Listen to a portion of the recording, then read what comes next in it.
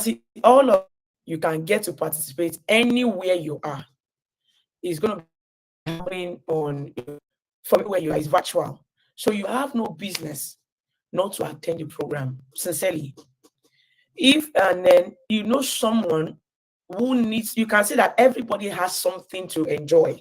You are just novice coming into the testing world. There is something with me and you to enjoy. If you want to do web automation, there is something. Mobile automation, there is something. API automation, there is something. Panel session, there is something. In fact, a Adia from Ghana, she's the lead minister, she's the community lead for Ministry of Testing in Ghana.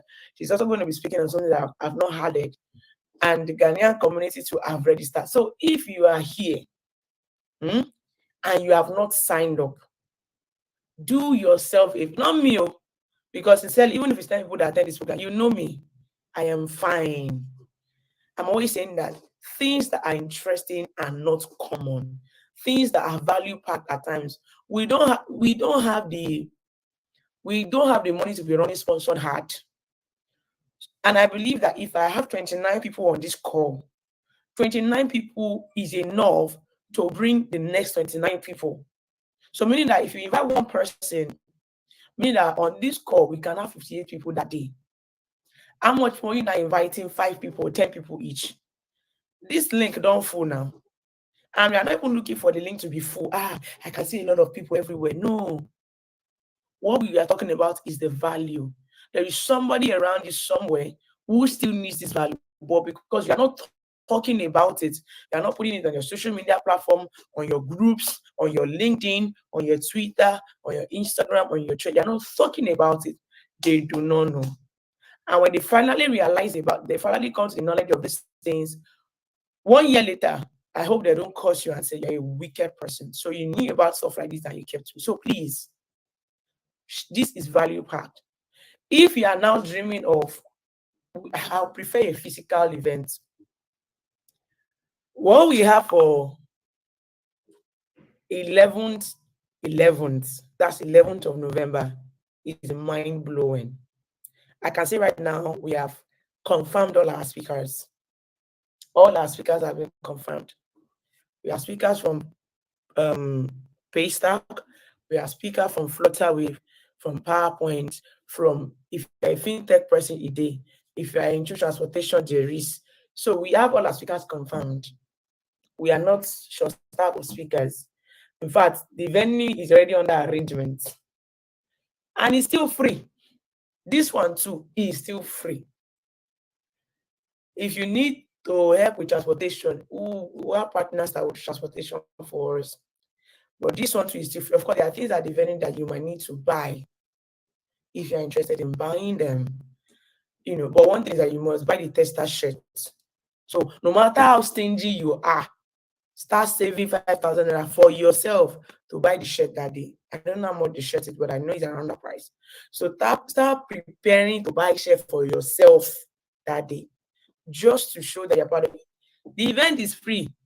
Anything you see that will arrange around for you to pick is what you want to buy for yourself, if it is useful for yourself. Don't just come and be a spectator, aka I'm a freedom man. You just want to throw free things. Like I said, all these events, even though they are free, you can see that they are all value packed. But once I know it will cost me more than my pocket, you will have to pay, because I will know in my saliva to bring in international speakers for you for free. So you have to pay next year. But for this year, anything event I'm doing is free. You don't have a problem. So if you still are not available to still attend that one again, we need to do fasting and prayer. I'm serious. You just might not know. The Lord might reveal the color of your problem to you. So please start clearing your calendar. Don't let it be that you not say, it is that day of 4 days that your team decide to go live from production. You know that they are against your development. So if you need to take permission, it is a Saturday. But if you need to take permission ahead, I'm not going to be available. Let me just tell you ahead. September 9, I'm not going to be available. November 11, I'm not going to be available this year. Any other Saturday is free. So in case they choose to go to, in fact, if it is that the production want to burn down, let them be aware that you will not be available. So please, and if they now choose to sack you, it's because they have been looking for a way to sack you since. I'm always saying that there are some things that you are always scared from. If I don't do this, my boss will sack you. If anybody sack you because you do not do something that you are not meant to do, the person will be finding a way to sack you. In fact, they have been finding a way to sack you since it's not for that one. Anyways, I think I've talked enough. So go and register. Go and share the link. Go and share the flyer. Go and share it for people to participate. I believe with this viewpoint of mine, I'm not here to inspire you. I'm not an inspirator. It's none of my business. I'm not interested to inspire you. My own is make sure that for your own self and for people that you know, please attend event. So yes, we're going to be talking about how to carry out in-depth testing on a product. A lot of you that screenshot me the last time for the last post, I see the way you put screenshots when my mouth was open. I bet today, don't screenshot me when my mouth is open. Screenshot me when I'm looking like a human being. Thank you very much. Let me stay like this now. Take my picture. Don't take my picture when I open my mouth hard. Don't say kilo shake or you talk online of idiot. Don't take my picture when my mouth is open. Take my picture when I'm composed like a human being. Okay. And some of you promised me on this call, maybe it's adrenaline. You said, don't worry, there's so much I'm going to share on social media. People are going to know that I learned so well. We don't see you. You were nowhere to be found. So again, you have learned something. No be you carry more, pour am out. No be you go make research, learn am. But you learned, you still kept it under your pillow. Hey, why? We need to have a deliverance session for testers. I'm telling you, if you see me cough or video, know where it is coming from. So today too, I will do my session. After today, and I don't get overwhelmed about the things. I'm not even needing you to say thank you, princess, or I'm over. God bless. Don't need to pray for me. Don't worry. I'm blessed already. My own is that thing that you learn. Go and share it to people. Go and share it. In fact, share it as if say now you know them. Make them feel say you know something. Go and share it. Go and make your LinkedIn come alive. After 3 days, Jesus said, wake up. So let your LinkedIn wake up. You don't try. So the things you learn today, share it. In fact, if I don't get overwhelmed by everybody on this call sharing what they know, I'm not going to come and speak to people again. I'll help you to be finding 30-minute speakers. That's what I'll be doing. Please, this is not I don't like people to know me on social media, but you want to be learning for free. And when you are sharing about what you know, please remind people to join. At least you can do that one. Because all this coding and shielding, I don't know what people are. Anyway, let's focus. I don't care, be focused. I don't use 40 minutes out of my 1 hour. I don't know how people used to schedule 1 hour for me. But the Lord will help us. Now, to do in-depth software testing activities on a product, it means that there must be a level of understanding of what you want to test. I can tell you for free that I've seen software testers who do not know what the product they are testing is about. People think that I'm exaggerating. You know yourself, you're on this call. And I'm not talking to I'm talking to one person. I'm telling you about testers who go ahead and they are not doing exploratory testing. They give you a product. This thing is ready to go. This thing is ready for testing. Please help us complete testing it in 10 minutes. Let's go live. It will not carry the product. Did he pass? Did he log in? Show click. Okay, the button is blue. Yes, it has passed. Hey, we are all on production. In your mind now, you have worked as a tester. You work as a tester on that product. No, you worked as a checker. That's what you worked as, a checker. You didn't work as a tester. Because me, I know, in fact, there are some people that they want to write off testing as an industry or as a career. Well, you see, in the way you want and how you are contributing to that thing is by being a bad tester at your place of work. The way you test, in fact, your company is not seeing the need to have more testers in the company because more I see they're even wasting money with you that you are there. So you are trying to some of you at your we have come to this meeting link. Okay, so this is what we'll do, Adobe. Create a meeting link with your Testify email, right? It's info email. I think I can even do it on this one. Is it with Testify email? No, we are not doing that one because that one is still limited to 15 minutes. How many links you want to share? We never even start talking. We don't receive one, we don't exhaust one link. So what we are going to do is that share our daily stand-up link with them. No. That's too dangerous. Now you will see somebody join us tomorrow morning now. Say one on Monday morning. Say one to stand up with us. So let me just create a link from what's the title of the in-depth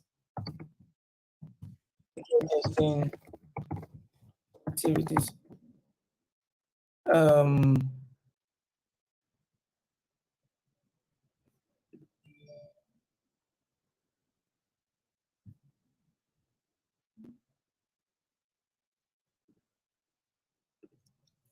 Let me be on that link.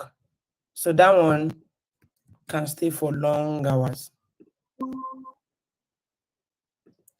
It can stay for long hours. So it's not going to be okay. So let me send you the link. That's what you should share for the next meeting. Thank you. Well, are we still on track, guys? Can you still hear me? Am I still visible? Very good, awesome. So let's go. So once this link's finished, let's go to the other one. We shall not be pushed to shame. So let's go. I lost my thoughts track. Like I said, I want to talk about the problem, why this conversation was very important. So when I bring up topics like this, it's vetted out of a mishap. When I ask testers, how do you test the product? And they tell me of how do you pass and fail. I feel like beating some people up. I feel like beating them up. It's not about passing and failing. There is a way you test things in-depthly. Okay? Now, what the effect of you testing things wrongly, what you are doing is that one, you yourself, you are doing yourself a disservice. You will not grow in your career. There is no two ways about it. If you like become the lead, see, you know they are lead testers. If you become the lead tester of that company, in 2 years, become the senior chief head executive CTO tester of your company. Me and you know that you don't know jack. So you are still not growing in your career. You can stay on that job. But the day you want to go and apply for another job, that is the day you will know that I have to stay in this company for another 10 years.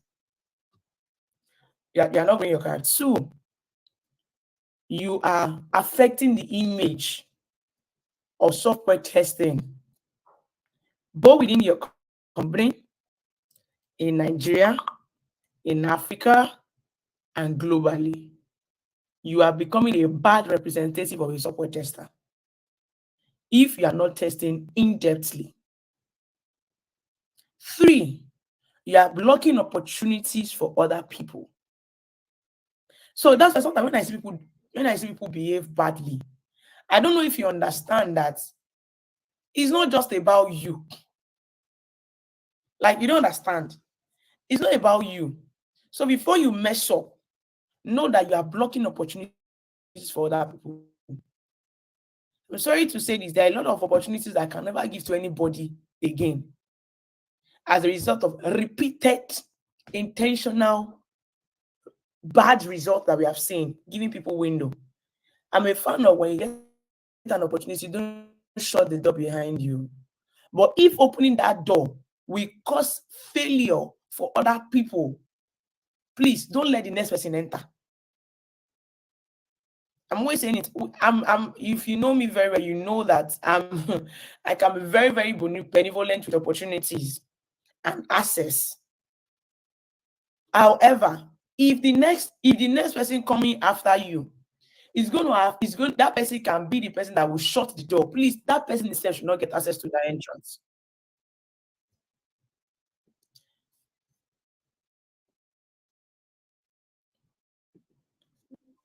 Adobe, you can go to that other link so that you can start accepting people in. So because people have started going there. But I hope they can still hear me because I'm not talking in that place. As I was saying, if you get an access, if you get an access to a room and the person coming next to you, you know that this one is not going to leave that door open. It's going to shut the door. Please, the person themselves should not get access to that room.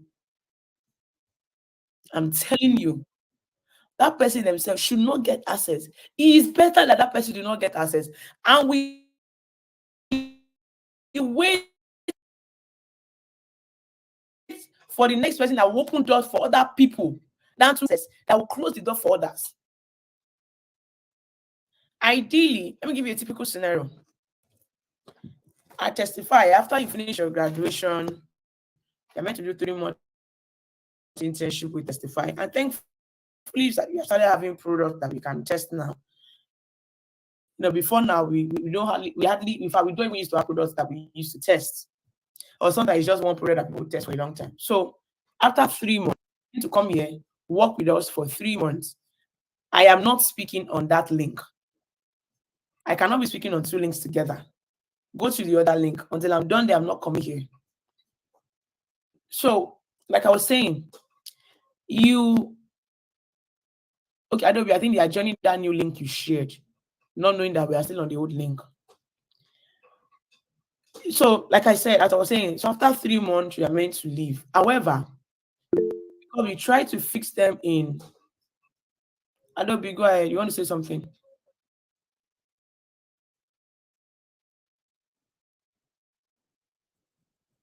Yeah, it's Testify Info. No, you can join with this one, and I would help you. I will accept you into that room. Then you can be accepting other people. All right. So, as I was saying, so I used to leave people there for 6 months. In fact, while you're working with me, I help you to find internship and all. But unfortunately now, in fact, there was a time the HR at Testify was saying, let's leave this person to stay here with us for an extra 3 months. The person is not even going to ask for any money. The person just wants to stay. I said, what? No. 3 months is 3 months exit. Go and usher yourself out. About companies come to me and say, oh, they need intent for 6 months. After that 6 months, I will tell the company. You have to meet with them, re-interview them, and retain them on your own condition. No longer Testify. After 6 months, I'm no longer justified for that opportunity. Because we have a lot of testers. I believe it's the fact that people come in, and this is also for trainers. I don't want to go into trainers now, but for someone that is eligible trainers, when you are training people, please, like we have updated our curriculum now, we have to intentionally add manners into our training, attitude, character. Because somebody that is a cleaner that used to shout on everybody, that used to misbehave before they came into tech, is still bringing that same attitude and personality into tech, forgetting that it's not the same way. The person that have been experienced in another industry or banking, and they have been saying, ma, yes, ma, too, is coming into tech, thinking that they are going to say yes, ma, for her. It's not going to work. We are not going to say yes, ma, yes, sir, for you. We are not going to walk on eggshell around you. If you have bad manners, go and work on it. So if you're a trainer here and you're training other people, ensure that you're teaching them character, manners, professionalism alongside your curriculum.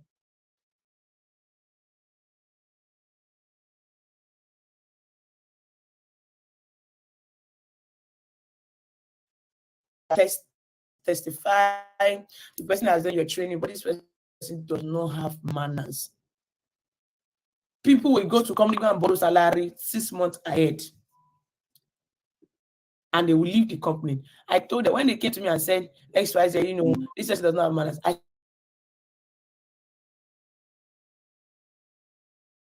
said them like this, they did not know. You know, because you are collecting salary. There is a level of professionalism that it should be with you when you are coming into the tech sector. I'm not asking you to go and pamper anyone, but you have to be very professional. You will not attend meeting, you will not do everything they are meant to do. You just behave the way you like, and just you are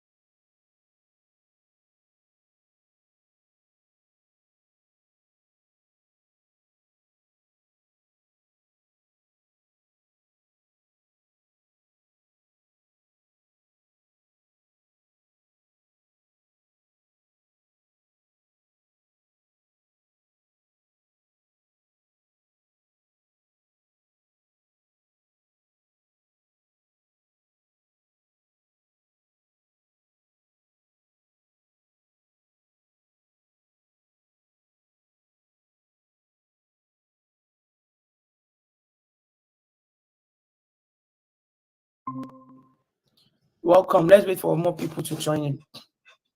So with this one, we are not limited to the time and we will not be sharing multiple links.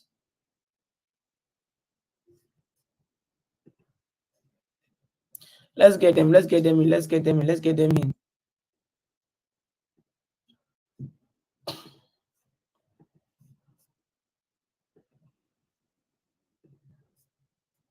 Let's get them in. Let's get them in.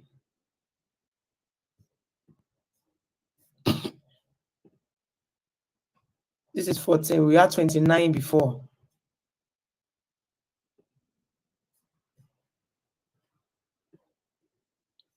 Let's get them in. So I'll just continue. So let's talk about the in-depth of software testing activity. The first thing before you can say you did testing, you need to understand the PRD. You need to understand PRD. You need to understand PRD. What is PRD? I wrote something on my link and I said I will not mention the name. A lot of people did not even mention the name on the chat section. Maybe they don't even know what the name is. But the name of the document that I was referring to is under PRD. Now, PRD is different. We have the waterfall type of PRD that has a different name. We have the another document that is PRD under Agile. So depending on what method your company is using, in fact, today you will know what's because every company is just shouting Agile, Agile, Agile, Agile, Agile, but they are not Agile. A lot of companies are just shouting Agile, but they are not Agile. But you will know if your company is Agile today or not from their PRD. In fact, from the PRD, you can get to know if your company is, it's an Agile company or if they are a waterfall company. So what is PRD? The full meaning of PRD is product requirements document. That's what PRD means. It's a product requirement document. I hope somebody is taking notes. And what does it even look like? It is a very comprehensive document that outlines the overall scope, feature, functionality of a software product. And if you look at that document, you will see an high level of what the product should achieve. So you are going to be seeing stuff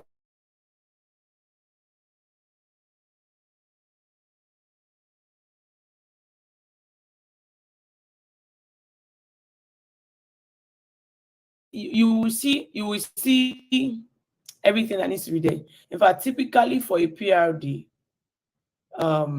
you will see the description of the product, you will see the objectives, you will see the features, you will see the timeline and release planning. In no particular order.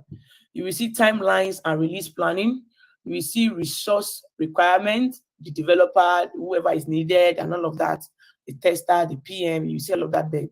You will see the designs. You see like design consideration. Are we using? You can see stuff like a prototype or like a they will draw something there to show you the flow of the product it's a PM that creates it. So you're going to see that. You're also going to see what else are you going to see? Success metrics.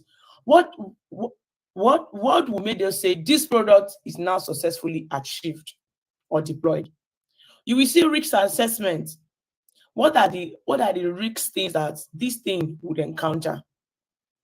What are the future works? What are the things that would need to be improved on in the future? So you can see, when you see any document like this, please know that it is a product requirement document. It is a product requirement document. In fact, if you use a template called AHA helps you to create a PRD document. With AHA, you can create your own. Of course, it is meant to be created by a product manager. because they are closer to the business owners. They understand the business goal of that stuff. So they are the one to create it.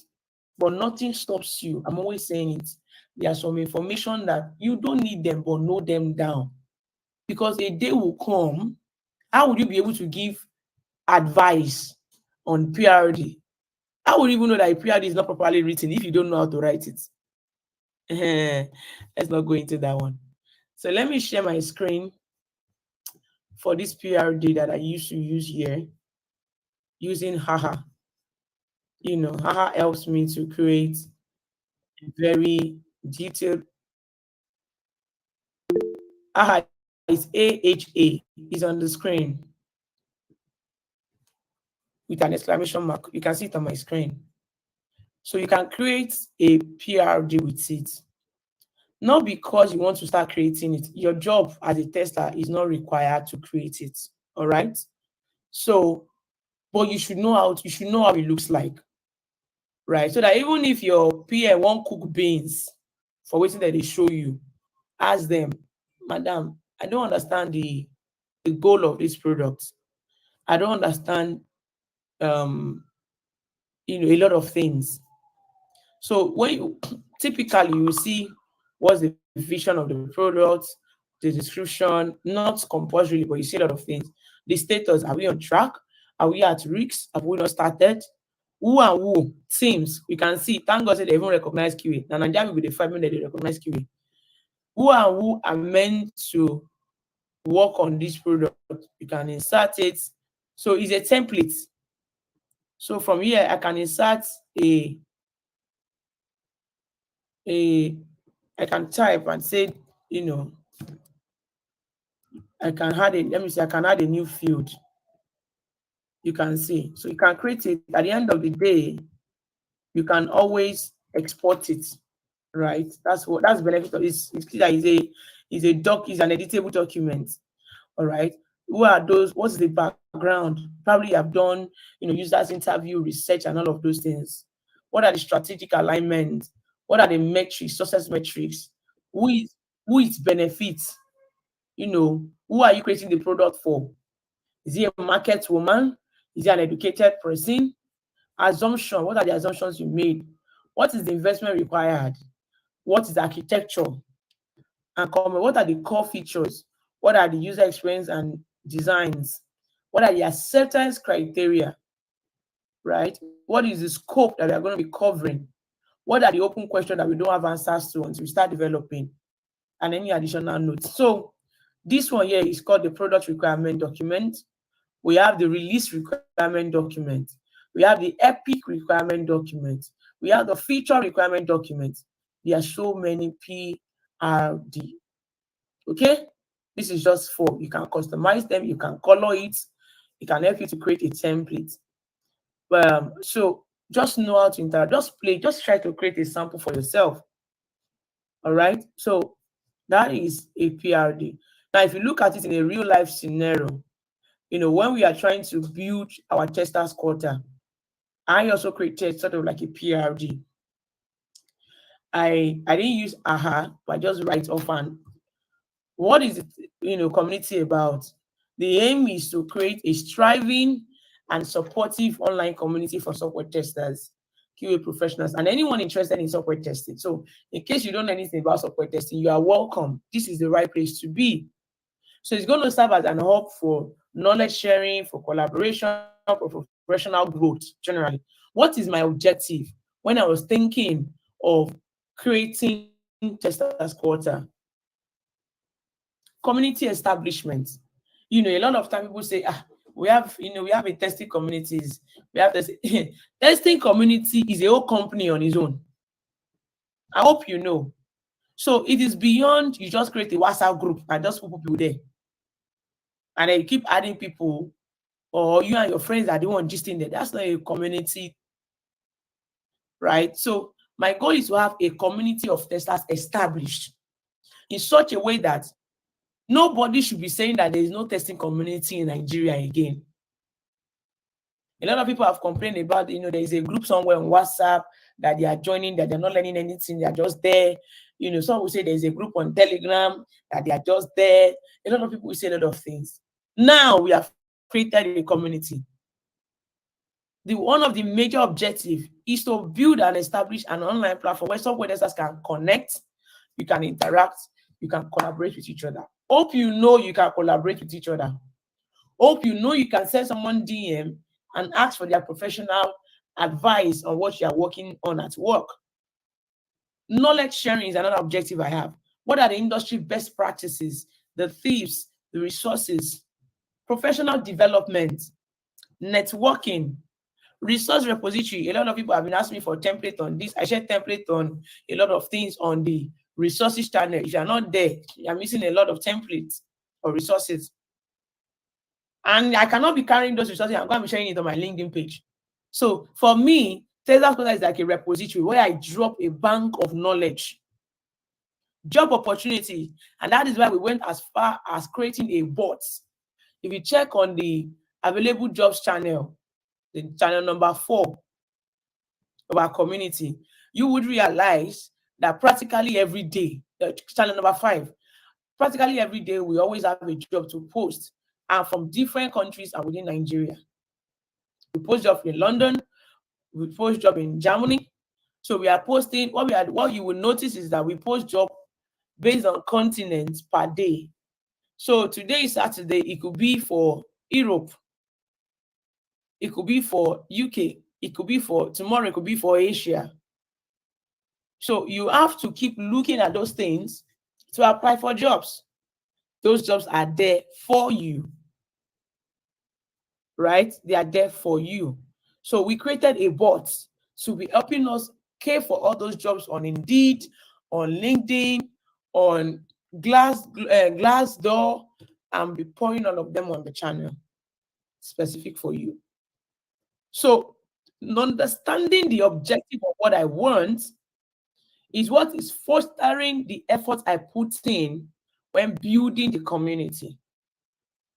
You can see that for me, it was going extra mile to create a bot, to employ a developer that creates a bot that does that work.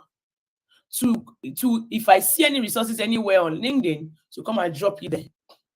It is also intentional for me to create weekly meetings like this by 9 o'clock. I mean, it's Saturday, I should be on my bed sleeping. It talks about the reason why I have to come and stay on this call for 2-3 hours, pouring knowledge here. It talks about the reason why I throw shades at time, because I want us to have that professional development. This also, you can see the reason why I have to do knowledge sharing. And you can see the reason why this community has to be established. Those are my objectives. Now, what are the key features? People have to register, we need to know their profile. And that's the reason why then when we were starting, I created a Google form, right? And I said you should use it to sign up. A lot of people, we are quite a bit reluctant of using that link to sign up to join. Some even feel for finish. They did not know that there's a link at the end of the form to join the meeting. When we ask for all of those information for you to register, you can see that it's part of our key feature. What do we need your information from? Okay, for example, we want somebody to speak, we want someone to come and speak from ULesson today. And then we're like, we don't know anybody from ULesson. But you are in the community, you are in ULesson. But because we don't have your information, we can't really invite you. We don't know where you are coming from. We don't know who you are. So we are not asking, we ask for your date of birth. We didn't ask for your month, just your date and your month. The only benefit is to celebrate you, nothing more. We ask for your area of interest. Are you a professional or are you a student? The reason why we're asking for those things is to know the kind of content to push towards you. All of these things are intentional. So we have, and if you see today, we have a link for registration. If you don't have that link, go to the, I think Adobe or Brown. Please share the bit.ly testers. We should share it for everyone to fill their details, right? It's not the one that used to join Slack straight. This one that I dropped in the chat section. That's what I'm talking about. You should use it to join. That is what we want to get. What is the key feature here? Discussion forums. Look at the discussion forums we have. Announcement is announcement. We know people don't use to announce there. No wala. But discussion forum where you get to ask any question, speak on any topic, especially in the testing industry today. There is so much as a tester you want to clarify. What should I be doing at work? I'm the only tester in my working place. What should I be doing? I'm a lead tester for the first time. What should I be doing as a lead tester? This is what you are there to have discussion on, not just to be quiet. And it's not just for the community managers or myself to raise a conversation. It is for you to also raise a conversation, knowledge base. That is the reason why you see or saying we're having an API testing community, we're having a web testing community, wanting people on those channels to take charge and train people, knowledge based. So you're going to be having them doing, weekly, you going to be having workshops with you. They're going to quiz when tasks for you. They're going to be taxing you to write an article and share it. They're going to be sharing you tutorials on those things. That is what the knowledge base is meant for. We have an event calendar. The reason why we need Propel to come and tell you the benefit attached to being a member. Job board, like you can see on the we are doing. You can see that if you don't understand from this perspective what the testers quarter is all about, if you are using the community, guys, have you identified that you are not really maximizing the community now? Just based on this, I can only see righteous. Who else notice that what they are saying now? Exactly. That is what happened. It means that if you are trying to test a product and you don't go through the PRD, you will never understand what you should be testing for. There are a lot of acceptance criteria that your PM will write because they are tired of writing. They will not write in details acceptance criteria, and you will not test in details. Why? Because you do not understand the PRD. That's what it means. You can see that there is a lot that is impact into this community that you don't even know about. We talk about the job board. If you go to propel.test as well, if you go to that community, you would realize that there is a lot of job on that place that you have not even applied for before. You will be shocked that there are a lot of jobs on our testers community on Propel that you don't even know about it. You never experienced it, so to speak. Yeah, this is Propel page, right? And if you search for testers, you will see us here. Click on more. That's where we have them, right? You can see all these jobs: Netherlands, Norway, South Africa, Germany, Kenya. We only have 89 people that are active there, and there is 71 perks and services available for you. You can see High Fitness in Abuja, you get 15% quarterly. Civic Hive, you get 15% on a weekly plan. Nairobi Garage, High Fitness Lagos, 20% off yearly. Treford, you can take off courses at 15% as a Testers Quarter community member. High Fitness Lagos, you can see them. More communities like this, that are benefiting from these same things are these ones that are down here. But if you do not go through the PRD, if you do not attend sessions like this, you will not know that you have all these community perks are available for you as a Testers Quarter community member.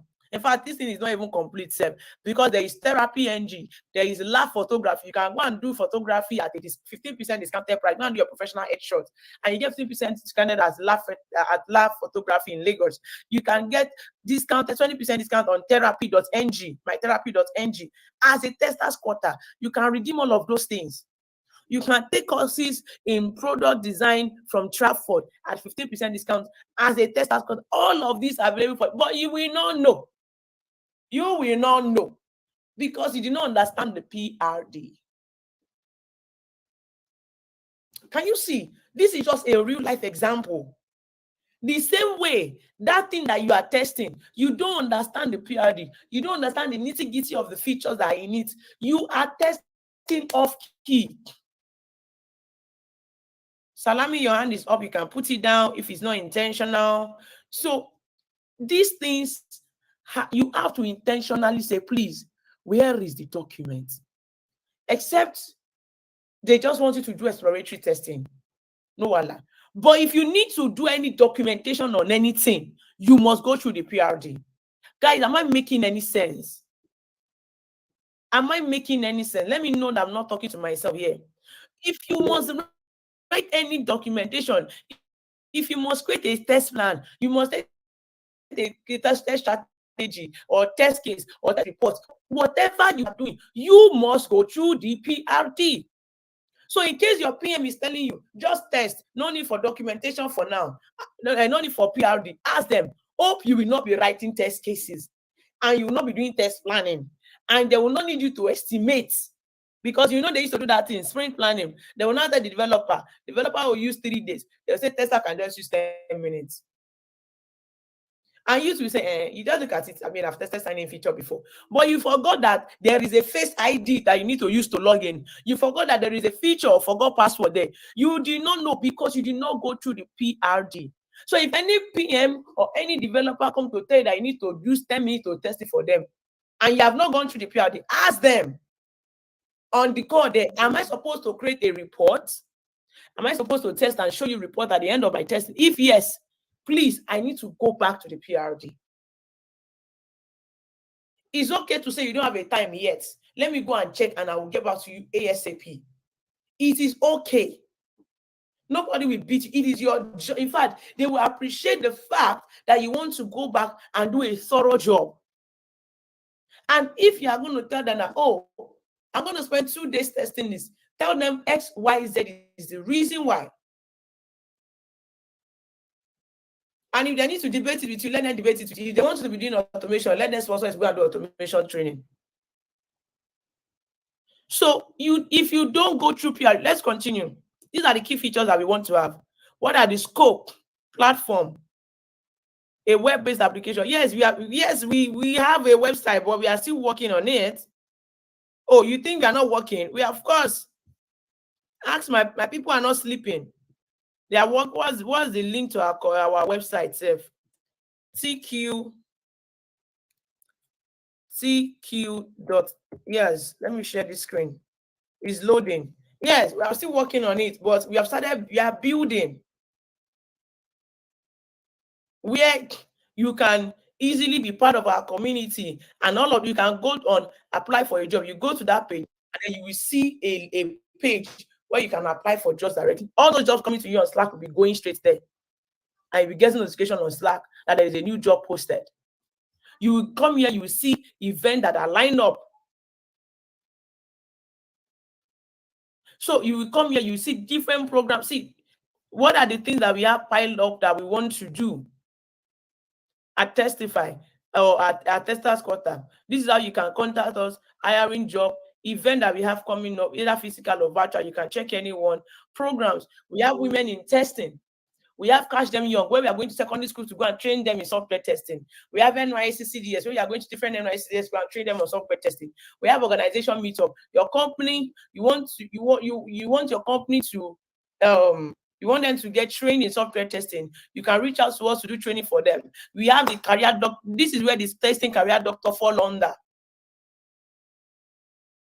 where you get to ask questions about your career and know what's the next step for you. Partnership, how you can partner with us. We are saying that we are giving out laptops to people that want to learn software testing, but they don't have resources to learn. You can partner with us. You can donate and help somebody to learn software testing. All of these things you will not know. You can become an ambassador. You are not in Nigeria. You are in UK. You are in US. You can become an ambassador of the Testers Quarter, where you'll be there preaching the gospel of software testing under the umbrella of the Testers Quarter to people. You can lead our existing communities.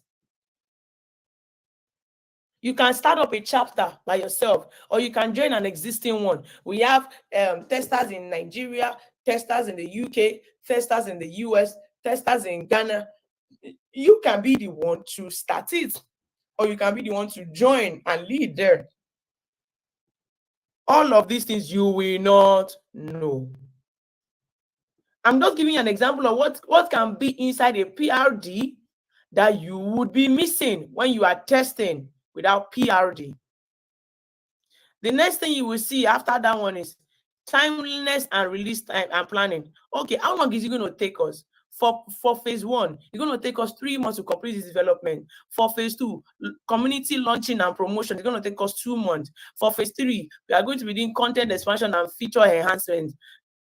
All of these things, you are going to know how long, based on the business discussion, how long is it going to take them? What are the resources needed? Oh, we need a developer. The development team, someone that will develop front end, back end, UI, UX, QA tester. Of course, QA is being built for QA tester, but QA tester needs to check it out. Content moderator. That's why we call for people like a content creator, a video editor, people to volunteer, community managers who are responsible for engaging in the community. Brown is our lead community manager. Adobe is the associate. They are there managing communities. And even those people that are managing knowledge-based communities are also there. And we need to host the website. Now, what about design integration? I decided to use Draw.io to design the different features that should be on the website. I didn't have time to start going through the next, start drawing prototype and all of that. I just use mind map to draw out the branches and the features of the application. That is what they use to design what they have. Now, what is our own success metrics? This is a PRD I am walking you through. Because this is the only way you can test effectively. This is the only way you can say, testers has grown. 1 year later, we will now go to the success metrics. How do we want to grow our success metrics? For number one, for us, it's the number of people in our community. Number of registered community members. Now, today, as far as I'm concerned, we have only 400 community members because only 400 are registered. And in all honesty, if any benefit is going to come up for the testers quarter, only people that have registered with that form that I shared, that bit link that I shared, they are the only ones that will first of all benefit, because they are the ones that are registered. You that are not registered, you will not benefit. For us, our success metrics also is the number of partner communities. We just signed up a partnership with Nessa Scale, where we are going to be going to Nessa Scale community and teach them software testing. We are also working, in fact, we are having a post conversation with She Code Africa. So for next year, we are going to be going to She Code Africa to go and train them. Any community, any tech community like that have diverse departments, notify us. We'll go and partner with them and go and train them for free. Also for us, what is our success metrics? The engagement rate. So that is why I'm not always happy when we post on announcement channel. We know you cannot comment, but use emoji, thumbs up. The number of user engagement for us, it shows our success metrics. Growth of knowledge. How many articles have we written? How many resources have we shared that we in the community created by ourselves, not the one that we went from outside to go and bring? We, the community, created. We now have a Medium page where you can write and we're able to publish it on our page. You can write, it will carry your name as a writer, but we'll give you a platform to publish it. So if you have written something and you want us to publish it on our page, send the articles to myself because of QA purpose. Let me read what you wrote and see that it's fine, it makes sense. Then I will share it with Brown, and then she'll read through for grammatical errors and all of that, and then we'll publish it. How many things have we produced? Successful mentorship. We started something called the Groomers Purple, the Purple Groomers Room. I paused it for a while because of a lot of activities that is going on right now. We are going to open it again, and we are going to partner with other experts to come and mentor you. And we have done 20 days challenge. We have done 10 days bug hunting. We have done 6 weeks of intensive ICQB training for free. All of this positive feedback and satisfaction survey. These are our own success metrics as a company. as a community. If you don't know what that product success matrix is, you will be testing off air. They said they want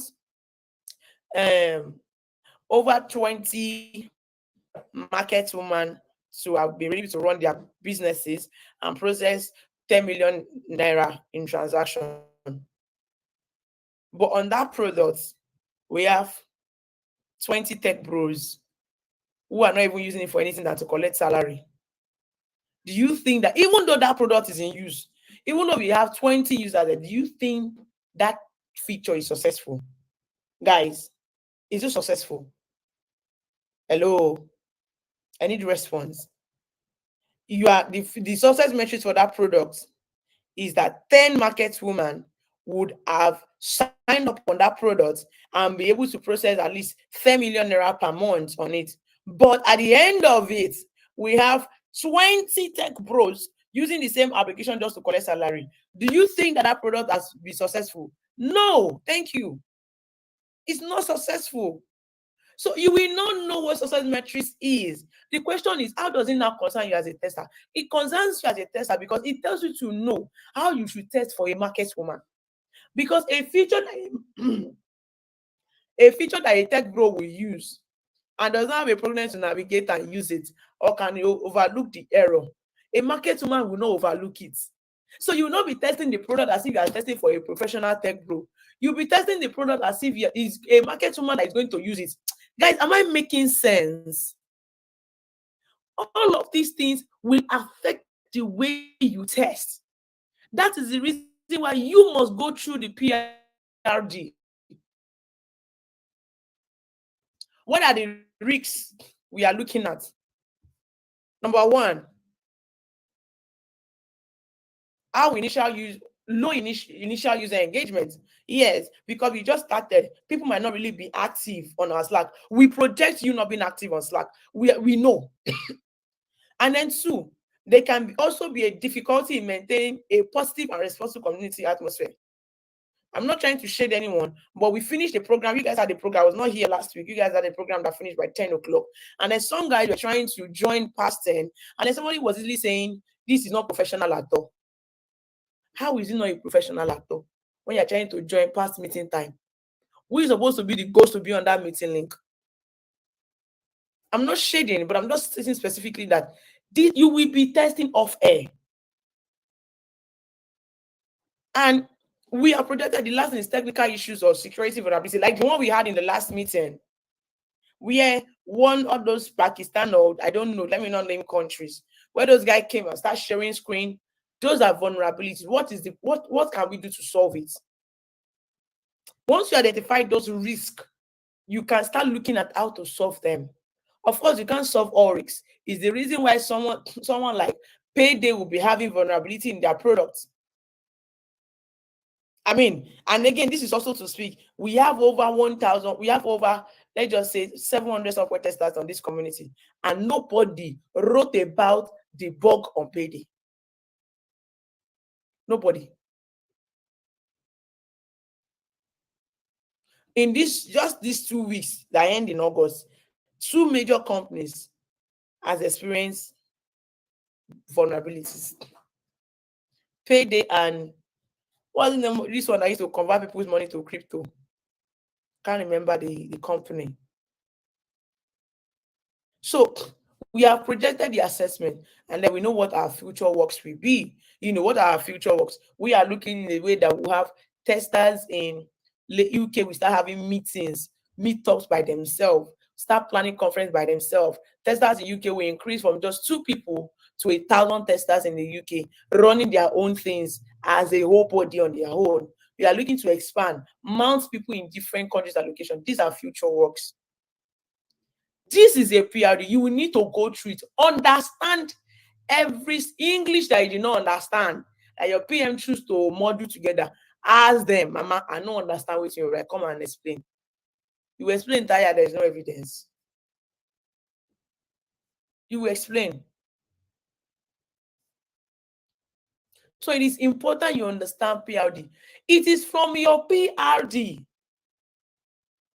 from things like this, key features and lights, that user stories now come out. That is where user story comes out. Imagine I write a user story and I say user should be able to join us on Slack. Even you will say, madam, what about the calendar? What about the discussion? What about the mentorship? What about the resources? What about the benefit package? You'll be able to ask that question because you understand what they want to achieve in scope. So it is from there we have user stories. And what are user stories? I'm moving on, guys. What are user stories? User stories are short, simple description or specific features of functionalities from an end user. Let me repeat it again. They are short, they are simple description of specific features from an end user's perspective. Yesterday on my what's it called now? On my LinkedIn, I mentioned that a user story is an high-level description. So it's very short, but it's high level. We are not breaking it down to explain to you. We are just giving you an high-level description of a feature from an end user's perspective. And there is a template. Who can tell me the template? Write an example of a user story. Write it in the chat section. What can we share the PRD? Of course, we will share it. Who has seen a user story before? Write it in the chat section. Give me an example of a user story. Write it. Or if you want to unmute.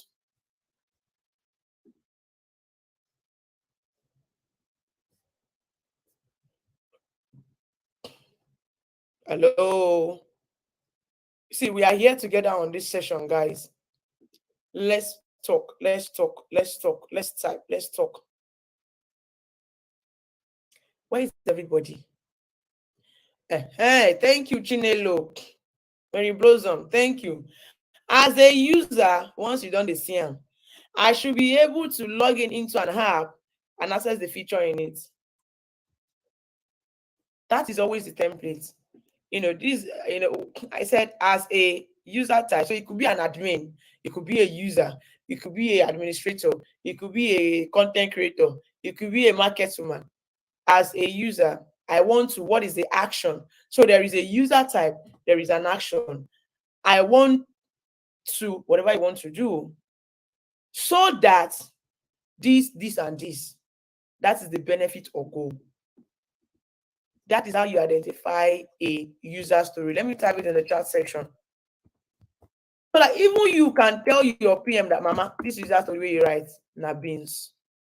You said go the chop beans, ma'am. PM, now PM will be, but you said go the chop beans.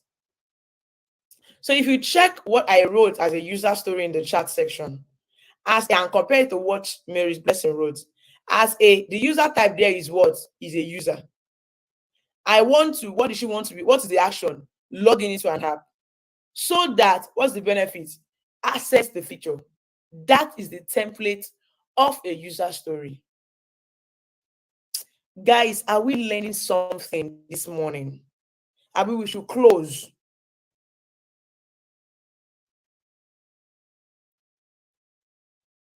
People can unmute and talk, but all the silent thumbs up I'm seeing. You can unmute to speak. So I hope you are getting the users. You can see that if I go to this document and I said, as a community member, I should be able to register so as to access the platform. That's a user story. Now, you see that I did not say you must log in with username and password. You must log in. You must be able to reset your password. You must be able to log out and log. I'm not saying those ones. It is a high level, short description of a particular function from an end user's perspective. Now, an end user is not actually a user. An end user is not actually a user. User is just a type of a user. There is user, and they are users. So there is users, there is whoever you are developing the application for is a user. Now, the title of who they are based on the usage is what makes them a user. I hope you learn it. Anyways, it is from here we now carve out as user stories. You know, user stories are usually part of methodologies like Scrum that we use to captivate the user needs and prioritize our work. Yes, that's what we do. We prioritize our work.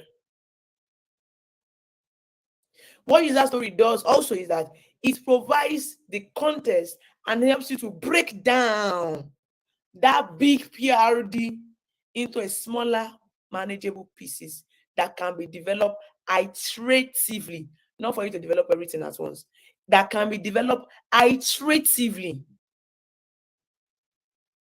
That is a user story.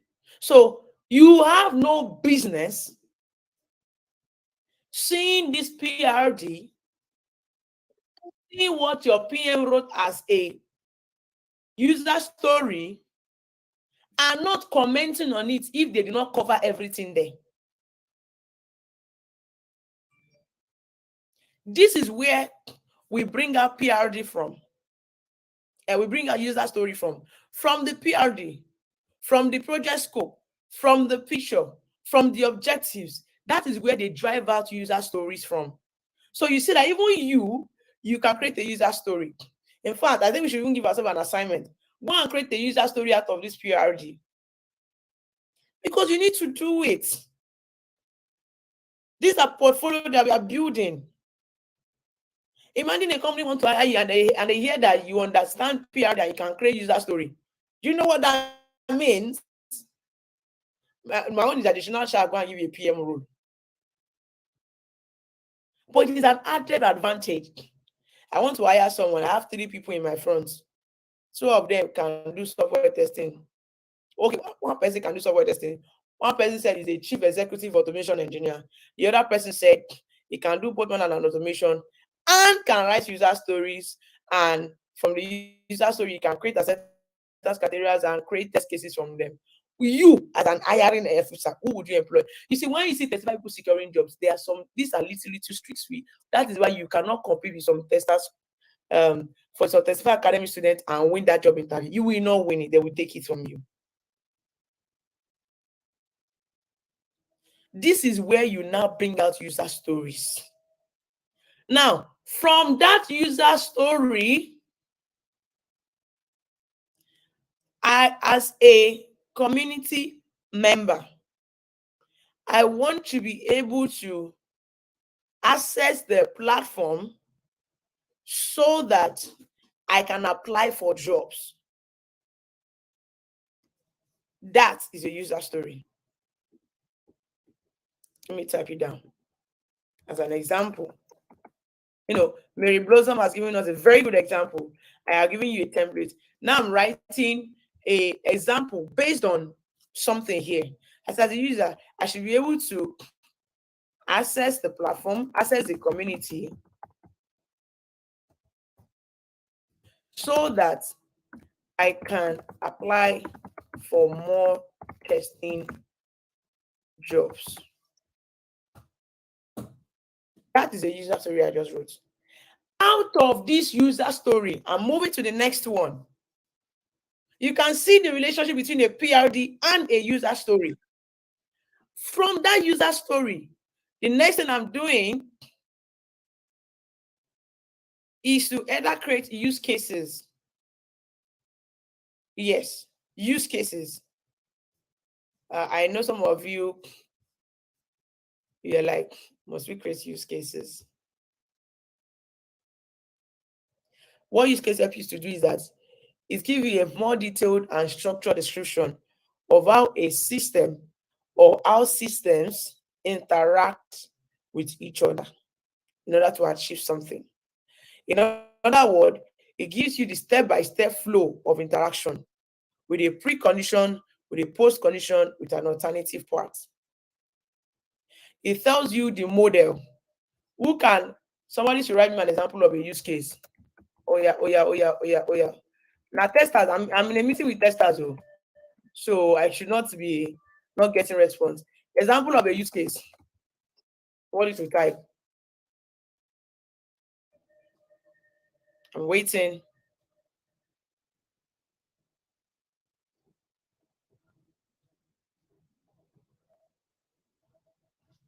Anybody wants to try? It doesn't have to be based on our own PRD and our own user story. But who wants to try? Just share something.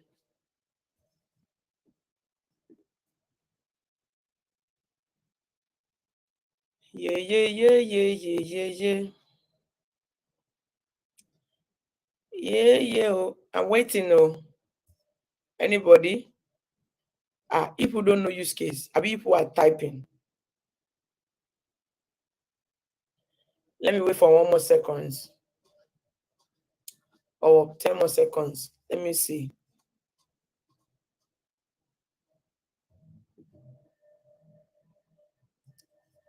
Have you guys seen a image like this before?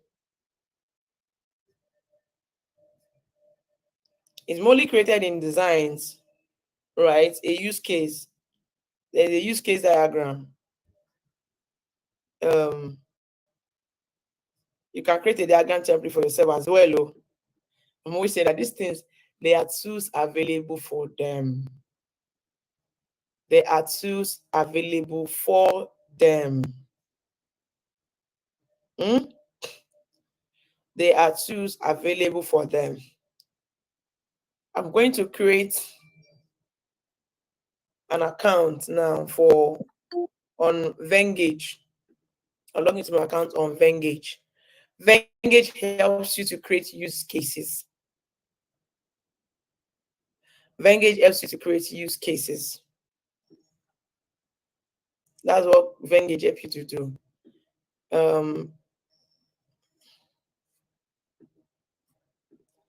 Let me share my screen.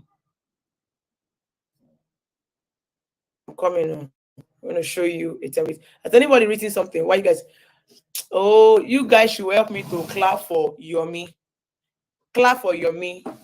Clap for, if you know clap for Yomi, there is a spirit in you. There is not a spirit of. I know say of your hand to clap. Uh-huh. Whether the person copy it online or the person that sharp posted it there. So be there, be saying she copied it online. You, why you not copy them online? Anyways, that is a use case for an online food ordering. You create a login to the restaurant website or a mobile app. Customer logs in. Customer browse the menu, select the item, and add them to the cart. You can see that it's showing us a step by step. Let me show you an example of something that I saw online. An image.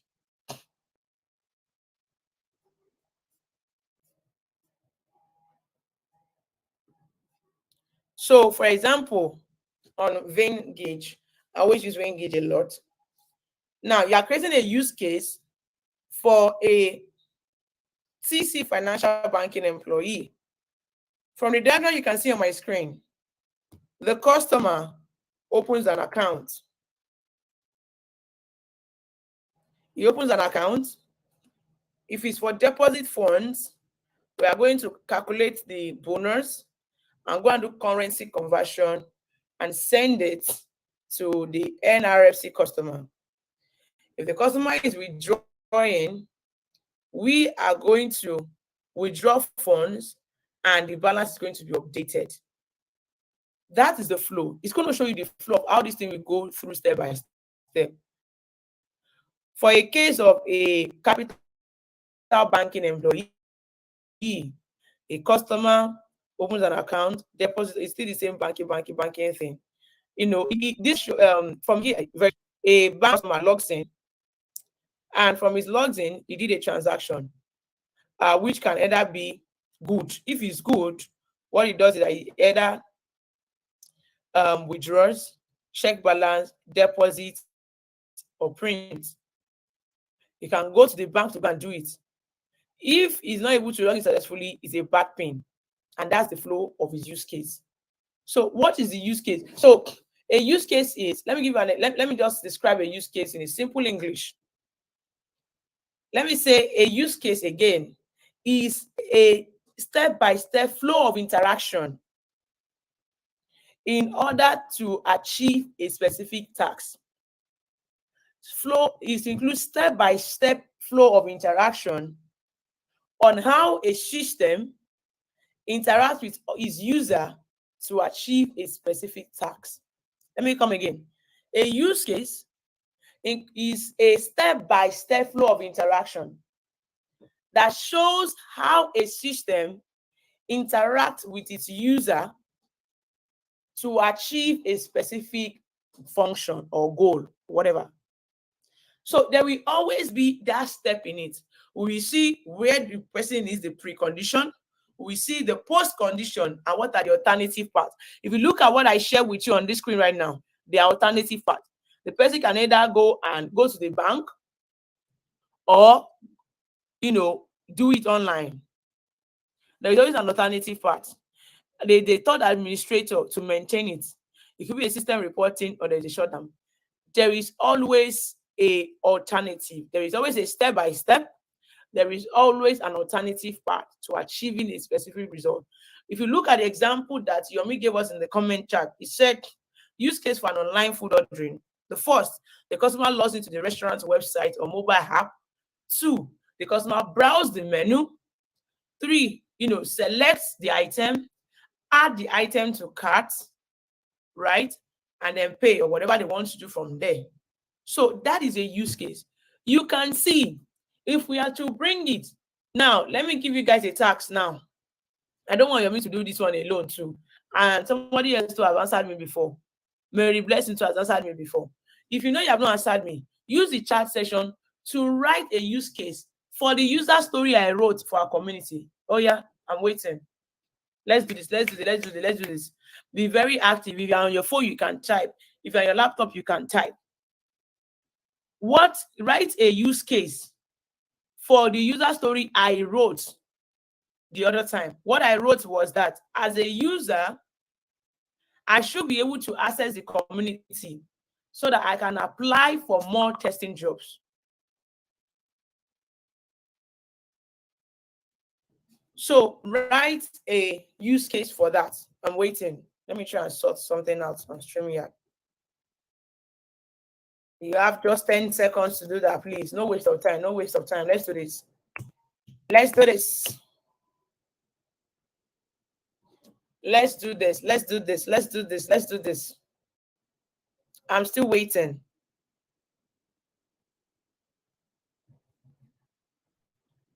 I'm still waiting.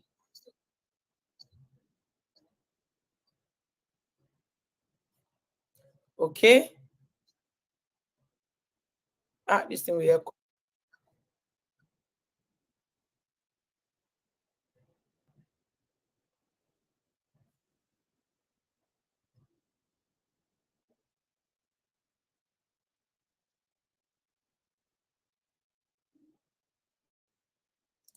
Sorry, I'm trying to reach your screen. Adobe, how do you try? Because it's echoing from my hand.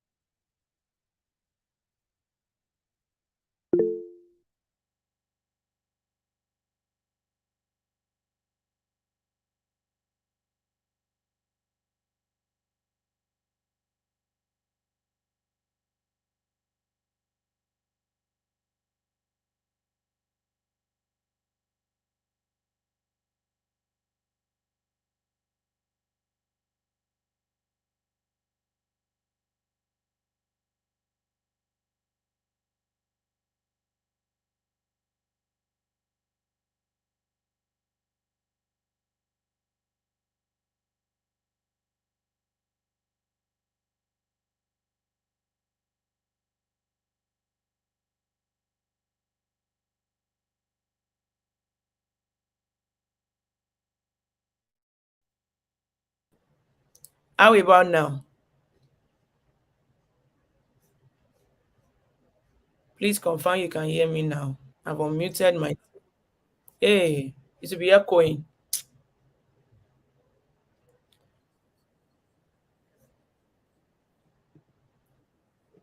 Okay. Don't worry. My YouTube was on here too before.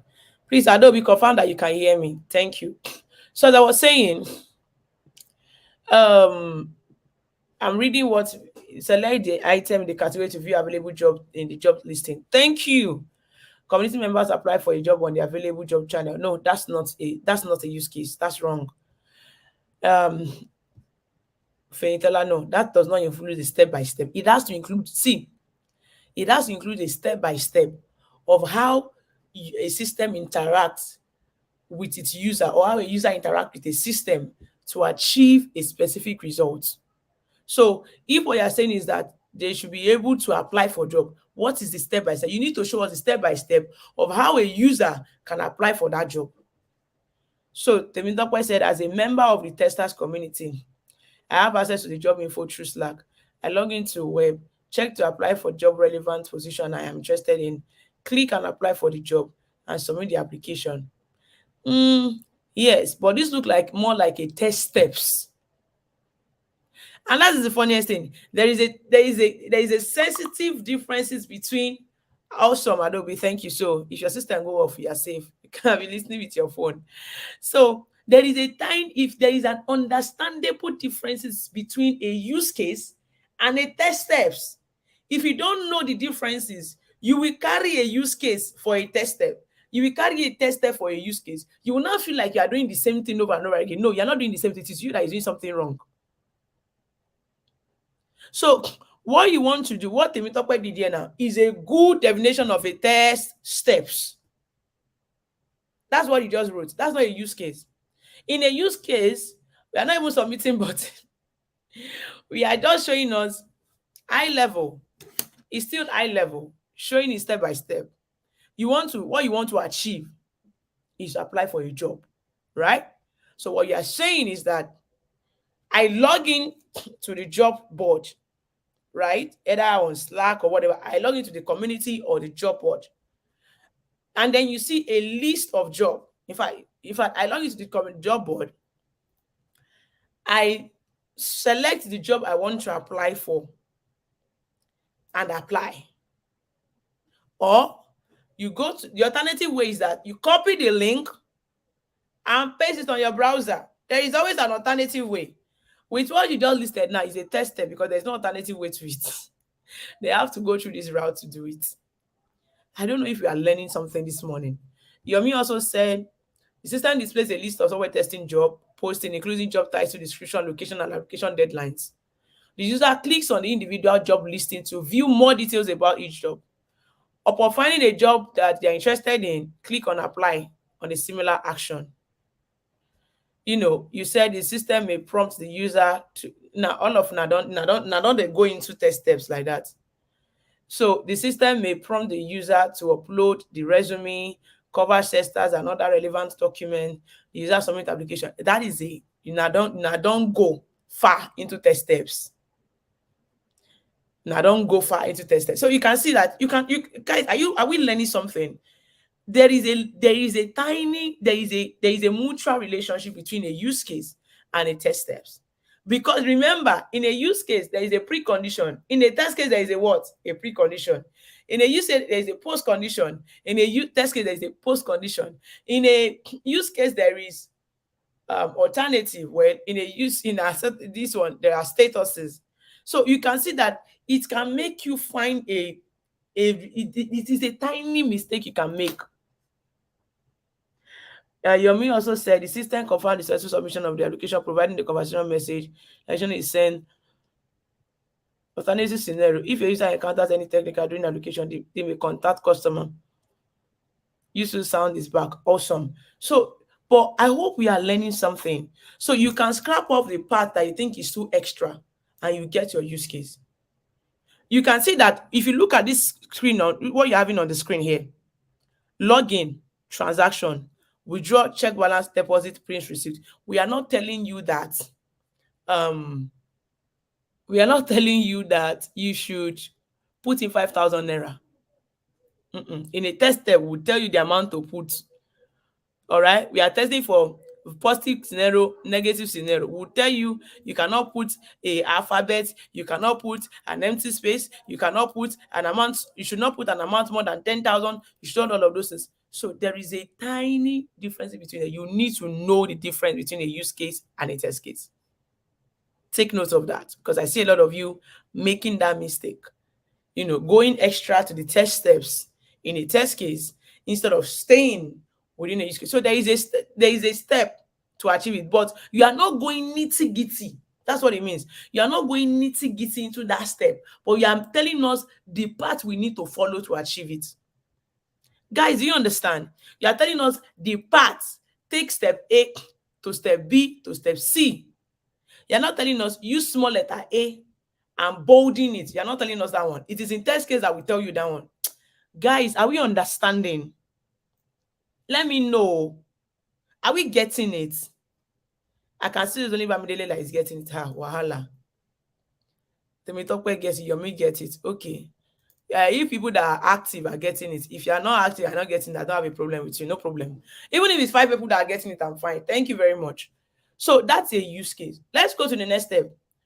On that use case, ladies and gentlemen, you are still not ready to jump into test case. I know you have a calling upon your life to write test case. I know.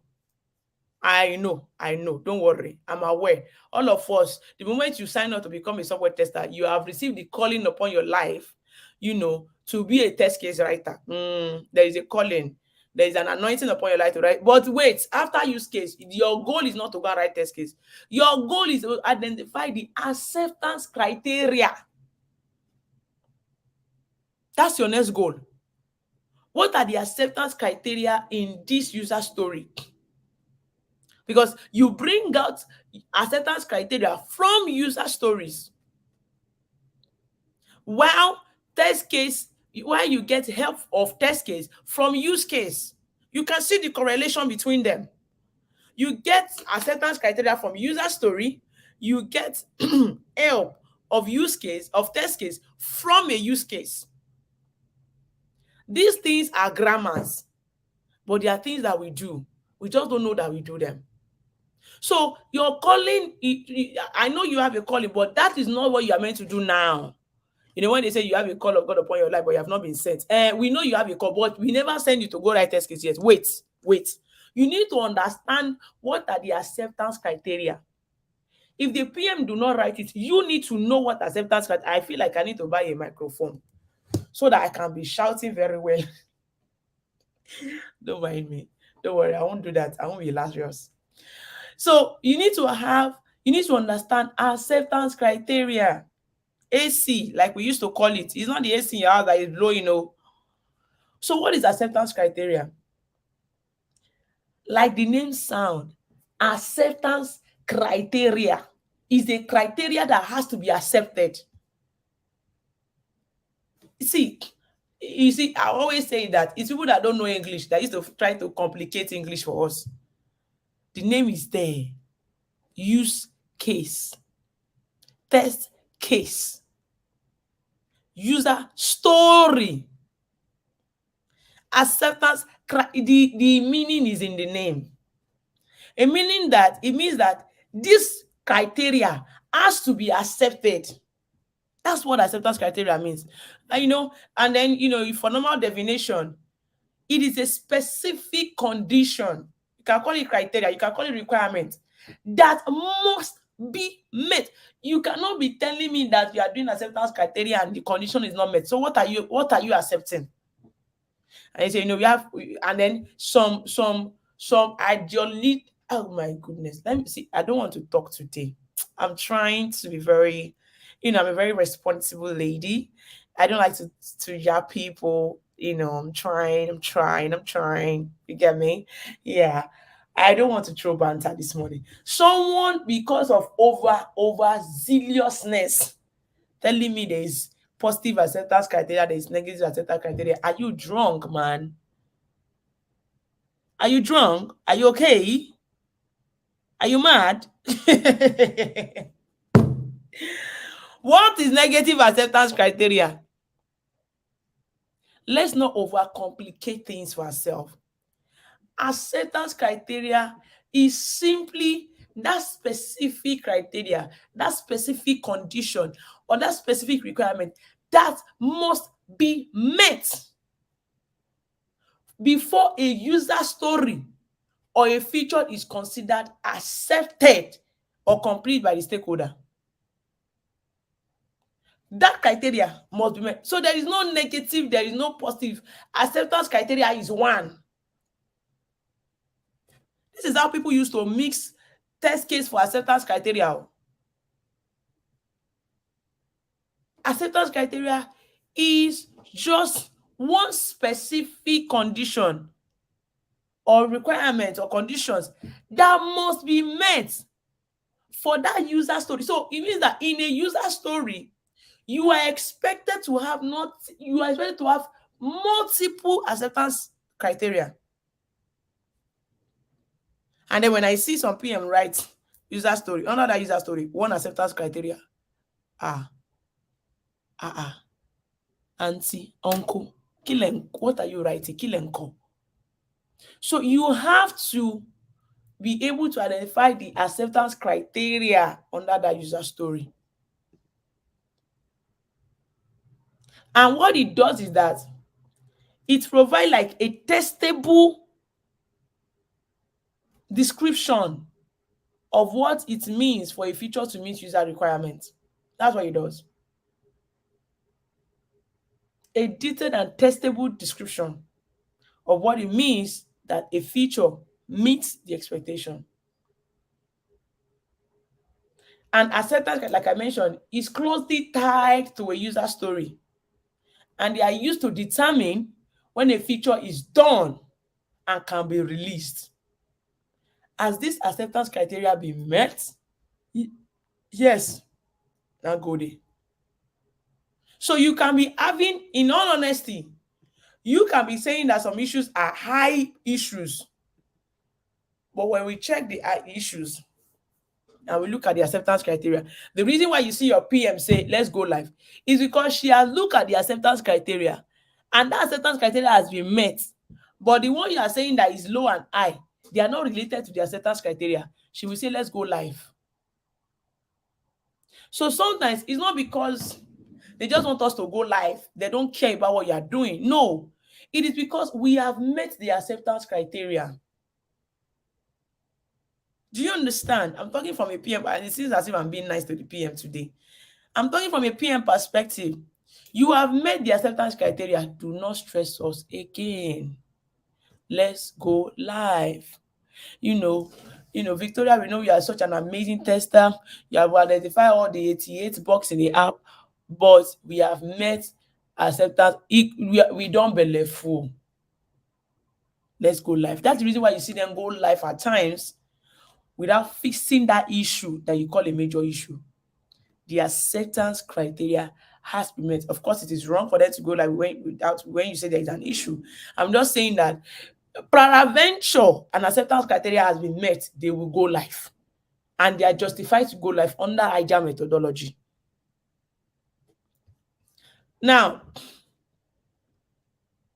who can write an example of an acceptance criteria? From our user story. I mean, thankfully, we have seen a PRD. We have written a user story out of it. We have created a use case out of it. So acceptance criteria from that user story. Like I mentioned, the acceptance criteria is tied closely to your user story. So somebody should give me an example of an acceptance criteria from that user story. Let me find my user story. Let me find my user story and paste it down. Oh yeah, start writing. Yes, Similarly also wrote customer logs into the community, customer job. Yeah, that was a good use case. Awesome use case, awesome. So this is the user story I wrote. Now I need acceptance criteria. I need acceptance criteria. Let's do this again. I'm waiting. I'm seeing it. God bless you. That's the template. Given that when, then, yes. It's almost like cucumber, structure, BDD. So let's write a acceptance criteria for this user story. I mean, like I mentioned, there are multiple acceptance criteria under a user story, so everybody has enough to go around actually from this what we have here. Let's start writing. I'm waiting. I mean, Kenny has given us the templates. So when you see given that a situation, when a condition, then a result, expected results, you're talking about an acceptance criteria. I'm waiting for your examples. I'm waiting.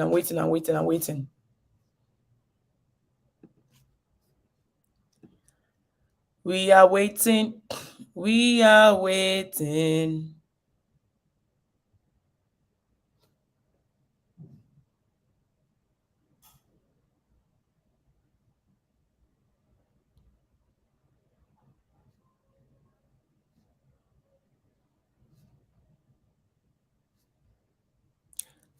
After our are you people not dropping? Nobody knows.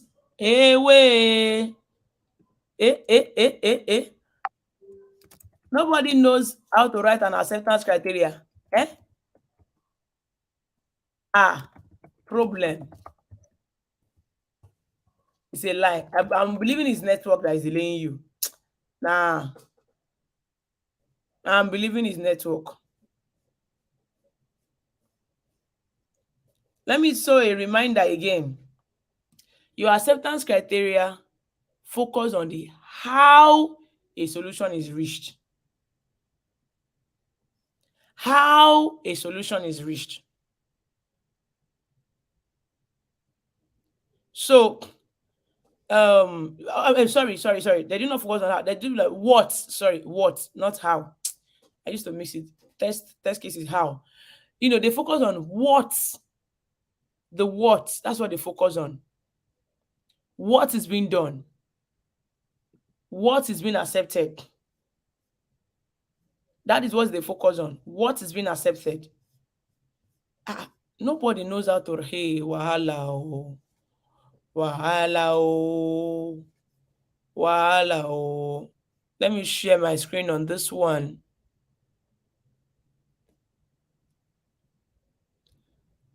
You can see this thing I have on my screen here that shows the EPIC requirement, PRD, and then we have user stories 1 and 2, and the user story has multiple acceptance criteria.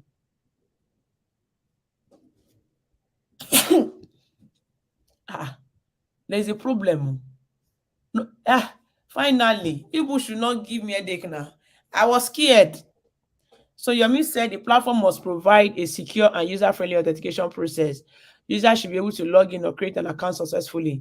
When a user is able to sign up in the channel, apply for jobs. When a user is able to sign up in the channel, apply for available jobs from the available job channel. I don't understand that English.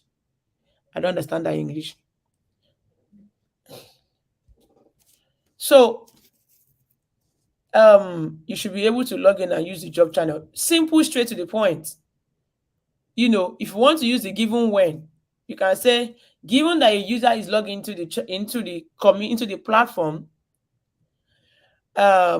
when on the if you want to use the given when funnel, when on the available jobs channel, then they can apply for jobs, something around that. So you can coin it something around that.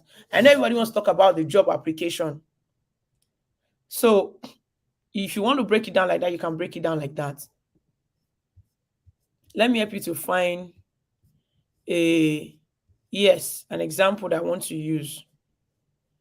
So this is the scenario. The name for the behavior will be described. So let's say we have I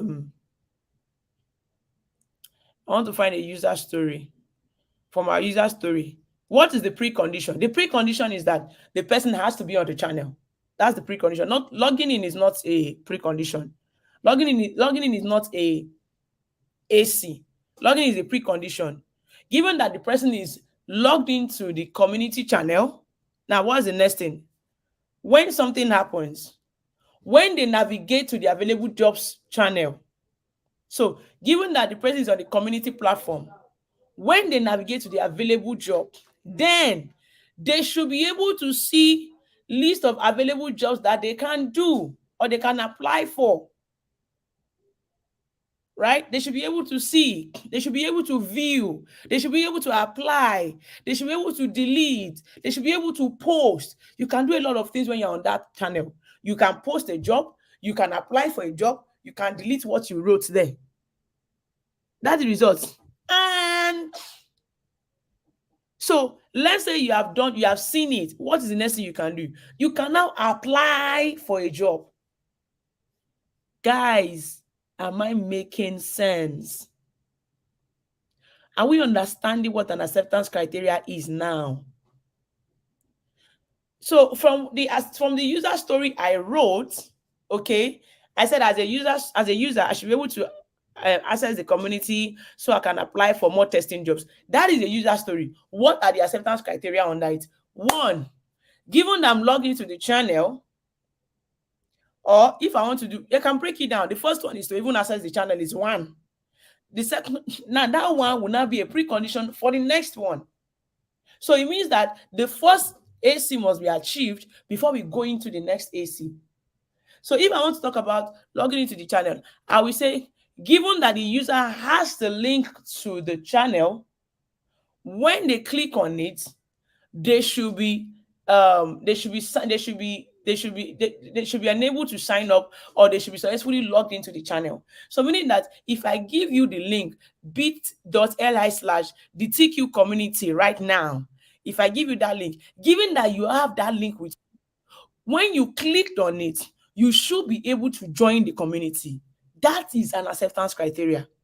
Then I can go ahead and say the second acceptance criteria is, given that you are on the community platform, when you navigate to the available jobs channel, then you should be able to see the list of jobs and apply for it. That is another acceptance criteria. I can also say, given that you are on the available jobs channel, when you filter by the job titles, then you should see the list of job applicable to you based on your location and apply for the job. Are you seeing it? See, I've come up with 3 acceptance criteria for this user story. Do I have anybody that understand this thing now? Guys, are we understanding this thing now? This is testing 101, sincerely. Now, when you have, hello, aside from Dr. Emmanuel, is there anybody else understanding me? That is the only thing I need you to be doing for me on this call. Let me know if you are getting it or not.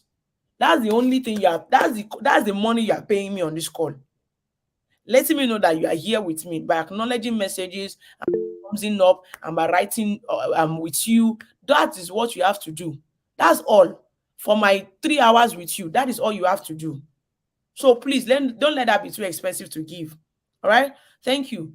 Now that you have identified the acceptance criteria, we know that the baptism that was done for you is test case, because testers like writing test case. You can now go ahead and write an effective test case. An effective test case. You know that when you are doing your ISTQB or you are reading boundary value analysis, there's something we call efficient and effective test case. You know, right? Especially if you have not done software testing interview on Test Gorilla before, they will ask you how many test cases you need to write to have an efficient test case or test coverage. This is how you can now deduce to writing an effective test case. What is a test case? I know that a lot of you have written test case. In fact, test case is tired of testers. Test case don't tire. There are so many. In fact, I saw one test case one time. You know that I used to cry quickly, but I don't change. But that time, I will see some test and I'll be crying. Because there is no how you want to write the test case from this document. First of all, your brain is at fault from the test case you wrote. You cannot even test effectively. That's the honest truth. You can't even test effectively again. What is a test case? It is a detailed, I describe it as a detailed description of how. Now we are talking about how. Remember, I said AC, I don't know what I say right, is what. Test case is how. How a particular function of a software should be tested. Let me come again. Test case is a detailed description of how a particular function of a software to be tested. So I am trying to understand. In fact, let me add to it that you should also know that test case outlines the steps to follow, the expected outcomes, the test data to be used to verify how a software should work correctly. Remember, your test case is derived from your AC and it gets help from your use case. It's an extension, in-depth extension of your use case, but it's being derived from your AC. And the purpose of test case is to validate that the software meets the specific requirements. So you cannot be writing test case offhand without a PRD. Like, how do you people even used to do it? Somebody wrote a whole test, a 50, he not get PRD.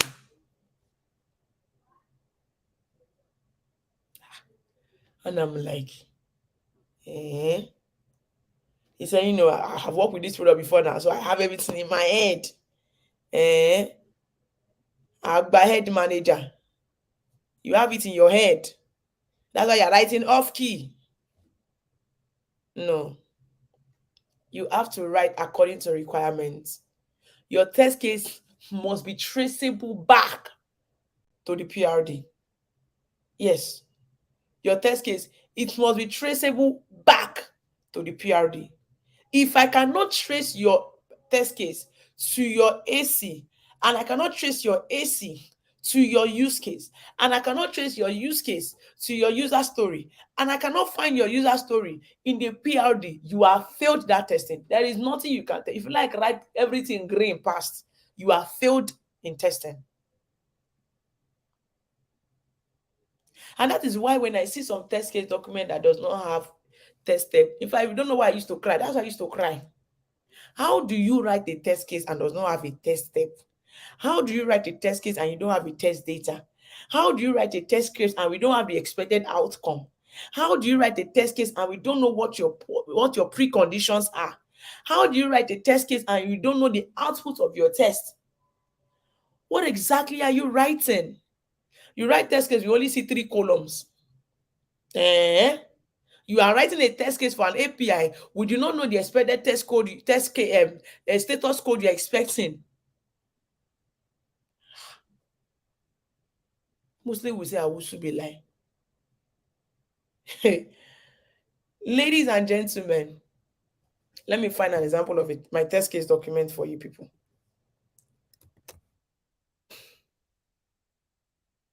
Test case. I have a test case template though. I have my own test case. Let me go to my drive. I have a template. I will not give you people. If you like, go and screenshot it. You will still not get it. You don't know anything. People will just write test kit and be like, Tori Olo, who did we offend? Why? If the company did not pay your salary, just discuss with them that you want to go. Why would you do them evil by writing test case as if they are owing you 6 months salary? Haba now. Haba, Maka, why? If they are owing you, tell them, if you not pay me money, so for me, I want to be going. Don't be write test case like a pop-off seller. Pop-off. Kai. Your test, even you yourself, you're not even inspired to open your test case. That is how you know that you have messed up. If we say, oh yeah, present your test case now, hey, way, it's like we have cost you. You say, my baby, a sha. Only came test case, ni sha. Only came show test case. You will not have confidence. We understand. The moment you start complaining that they ask you to submit a test case, we know the color of your problem. We know, we are aware. We are aware. We know what you're trying to avoid. We know that you are cook beans. We are aware. You know, we also don't worry if you have cooked beans before. If at your current job you have cooked beans, don't worry. We have all done it before. Go back and go and make adjustments. In all honesty, go back and go and make an adjustment. You know, I'm going to share some test case now. I hope the person that wrote this test case, when they're just starting, in fact, this was the test case somebody wrote, and I told the person that they have written rubbish. Let me show you people. This test case, let's not lie, yo. Okay, what is wrong with this test case, guys? What is wrong with this test case? Let me hear you people. Anybody? Is there any problem wrong with this test case? Let me zoom it out. Let me even not talk. Don't think that the person wrote rubbish. The person not write rubbish. So, what is wrong with this test case? I need your help. I need your at least you can see that there is test 2, there is test case ID, there is description, there is prerequisite, there is procedure, there is test steps, there is procedure is like test steps, right? That's what person by procedure. There is test data, there is expected, there is actual. Another actual, you can see that the person used Chrome, the person used Mozilla, the person used Firefox. You know, you can see comments.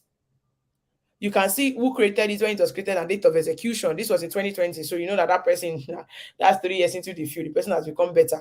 Okay? And there are a number of people that wrote a lot of things on them. And there are different features. There is search feature, there's gift card, and all of that. But what do you think?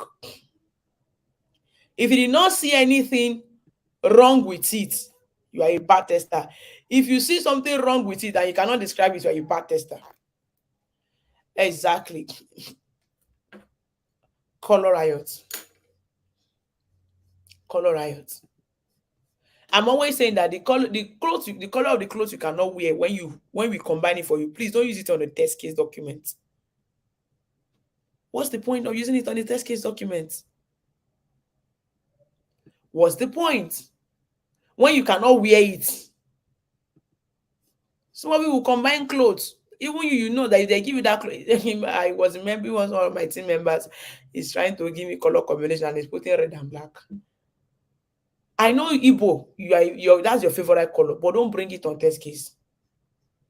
I know I'm not shading anybody. I'm not shading. I did not call your state. I did not call your country. I did not call your location.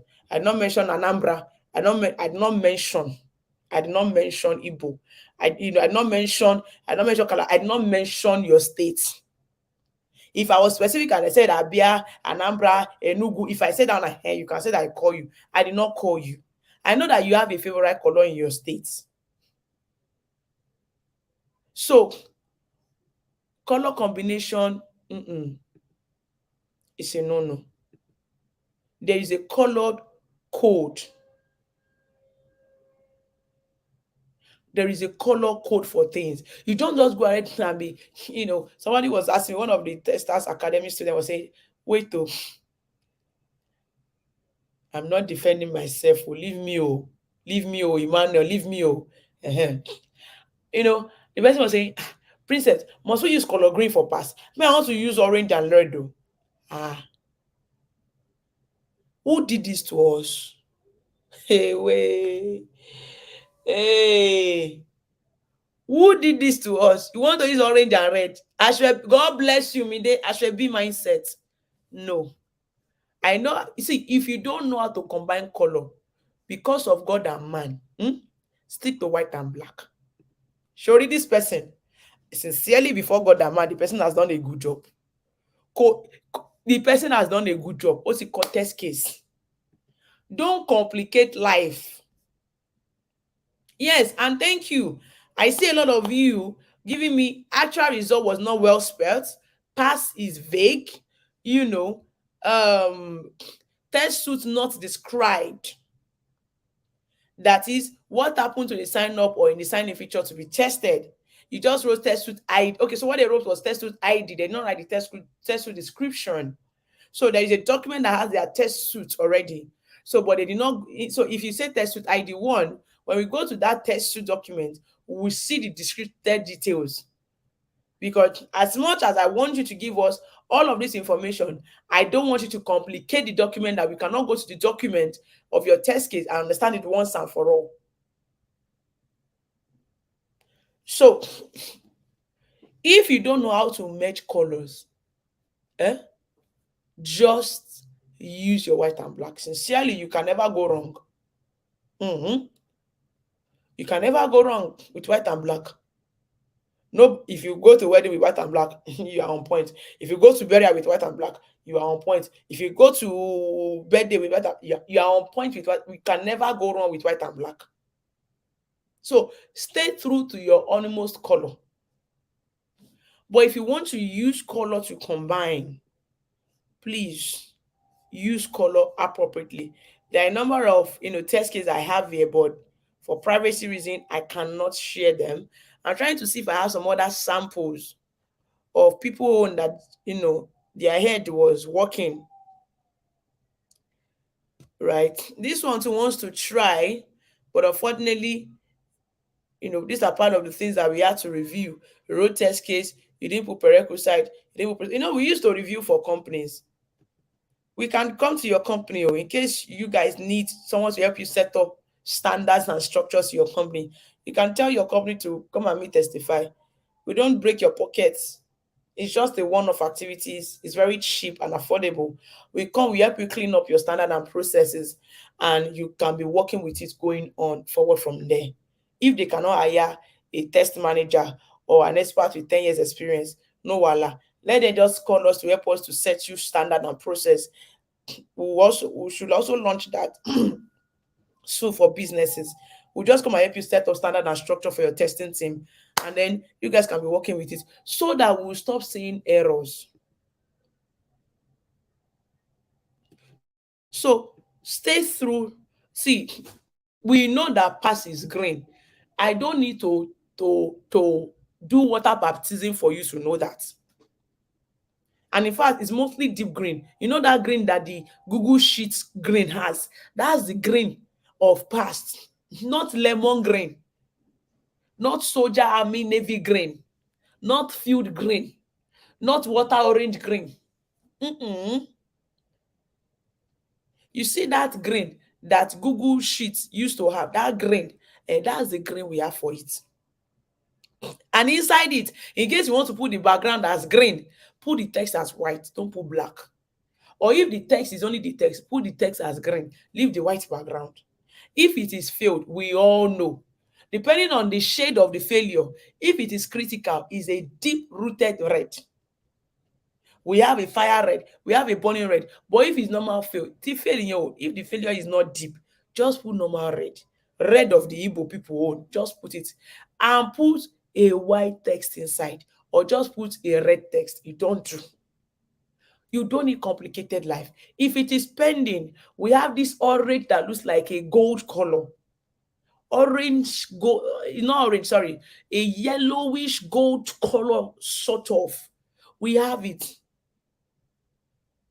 So you don't go around using different ashwebi. You don't go and use pink. Oh my God, oh mercy. People make me speak in talk. I've seen people use pink for pending. Pink. What are we doing? So please, aside from the color combination, when I look into what you describe as your test case, is it really, really, really a test case? That's another thing we need to ask for. That thing you wrote as a test case, is it really, really, really a test case? Or you just wrote one thing? Remember what the test case is. Remember what a test case is. It is telling us how. It is a detailed description, not just a one thing. Verified, I can log in. That is not a test case. You know yourself, you're on this call. You know yourself. You know you are the one I'm talking to. Verify that I can log in. You call out. That is not a test case. Stop embarrassing us.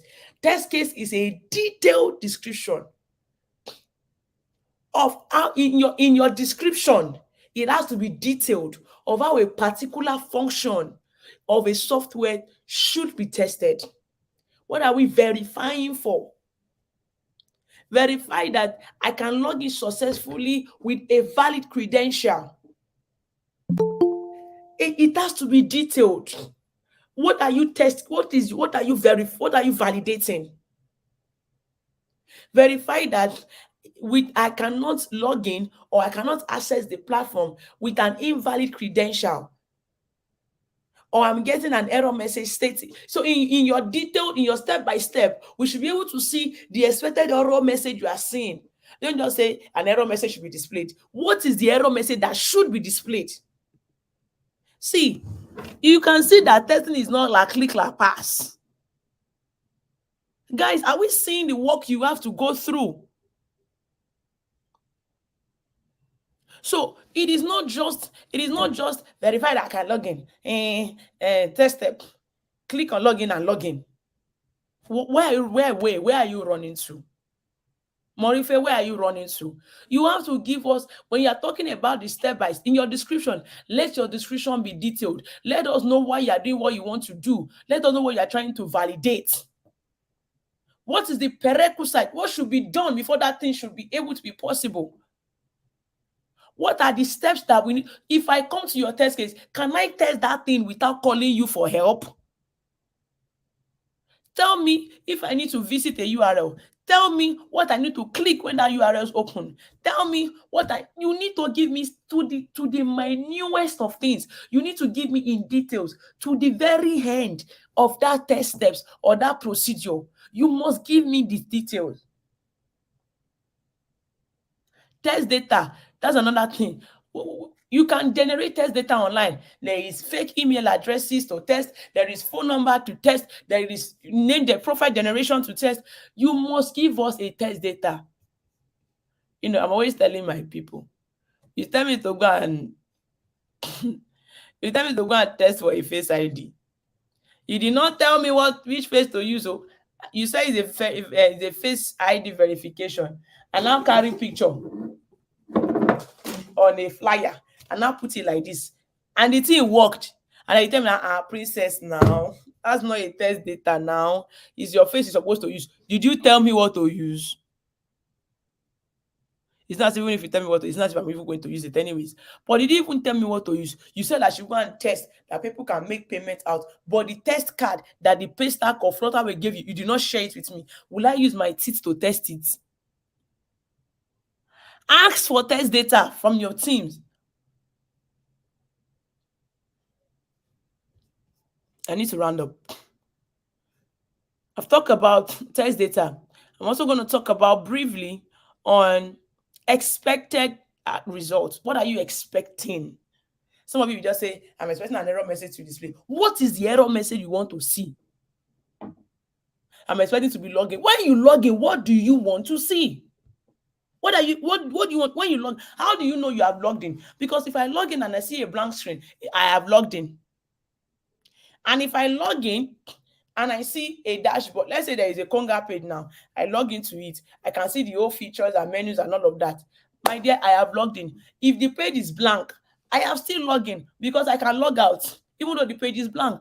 Log in, log out, log in, log out. Because you did not tell me what I should see at the end of it. What is the result I should be expecting? Should I be seeing a dashboard? Should I be seeing menus? What should I be seeing? I know people want to write actual results, but I always give a pass to it that you don't need to be repeating your expected as your actual. If your expected is actually what you see, then that's your actual. So I can actually just say past. I don't need to start writing actual again when it's the same thing I want to repeat in the expected. So I don't do, because there's something we call dry. Don't repeat yourself. Don't repeat yourself. When I say actual and I put it as status, why I would pass this person that just wrote pass instead of writing actual is that as he giving me a detailed expected result. And pass simply means that he actually saw what he was expecting.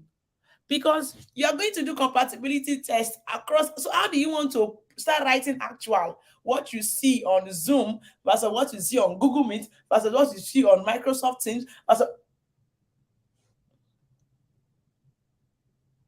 who created it? And you have no business on the surface of the earth that your test case failed and you do not have the link to the bug to it. Why? Once it failed, go and create a bug report and attach the link of that bug to that ticket on that comment section. So the comments that we have there on your test case is not for play. It's not to be looking at it like fish. It's not to leave it. It's not to skip it. If all of these features that I mentioned in this test case is not in your test case, go and update it. They say, why are you updating it? I've learned something over the weekend. I realized that I'm not doing adequate test documentation. Nobody's shading you. Nobody's beating you to come and do the right job. But you know what you have done, if it's right or wrong.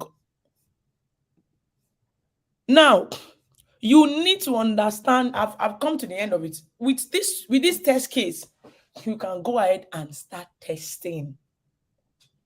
There is a general test you do, but you see those test cases you have written in details, everything must be covered. I wonder when testers tell me that they don't even know how to come up with test case. It's because you do not understand the PRD. You don't understand the user story. You don't understand the use case. You are not aware about the acceptance criteria. How do you want to generate test cases? So when you are done with all of that, you can start testing. That is when you can start checking. Beyond pass or fail, does this thing actually follow the step? Is it working perfectly? You can start testing in-depthly. All of the things I'm mentioning to you, use case, is not about the document that you're creating. It's about the scenarios that you're building up. It's about the understanding. It's about the scenarios. It's about the criteria. It's about the requirement that you are fulfilling. Not document can be an Excel sheet. If I go and use mind map to create your test case, none of my business. But I want to understand that requirement, that test case you're writing, that acceptance criteria, that is that story. Are you really covering the requirement? Because you can go ahead and write 100 test cases and you are not test casing anything in the requirements. I've reviewed products like that in companies and I've seen testers firsthand with over 600 test cases and none of it even cover the requirements. You can be test casing wrong. You can. So you need to understand the relationship between PRD and testing execution. There's a lot that goes on, and everything that goes on in between has to happen. Yes, it has to happen for you to be able to test effectively. I need to understand this relationship. I need to understand how all of these things work together and the relationship between them. Until you do that, until you understand your PRD, you can write your PRD, you understand it, you can review it, you can comment about it, tell the business owner, tell the PM, no, this scenario you wrote here, this feature you wrote here, there is something wrong with it. You are going to deliberate about it. You are going to fight about it. You are going to settle about it. You are going to bring up ideas and say, if you say that this thing should be pending, when will it change to pass or fail? But if it's going to change to pass or fail as manually, then why do we not have these things as scheduled updates? You are going to question things. You are another innovator you are another CTO on that product that understands the product, and you can build up a new. I don't know, maybe that's why PMs or developers don't like me. Not even PMs. Developers don't like me because if I test your work, I must bring out a new feature. I used to agree that they put it as next to do, but the PM realized that so this thing you bring up is very, very important though. Because for what you said now, if we don't do this, how will the user then be able to do this? They will not add new feature. They will not change code. Timeline will not increase. Yeah, they wanted to do ensure that Princess is an evil person. I don't have a problem. You can call me the bad name. It still is not reducing my salary, unfortunately. So please, this is how we do in-depth testing. This is how we do in-depth testing. When you are done with all of that, of course, in the course of test execution, that's another conversation for another time. I've seen bug reports and I'm in pain. I don't know if you have been around, if you're a lady or you're a guy, you have been around a lady in pain of a monthly flow. Yes, I used to be in pain when I see bug reports. Bug reports when no get evidence, you go explain tire. Bug report when no get evidence, you go explain tire. Evidence no go show. But we'll come back to that one next time. But for today, do we understand how to test in-depthly from this conversation? Hello. This is where you answer me now. Tell me that I've done trash. Or you tell me that yes, you understand. I'm done. Oh. Or you still did not understand.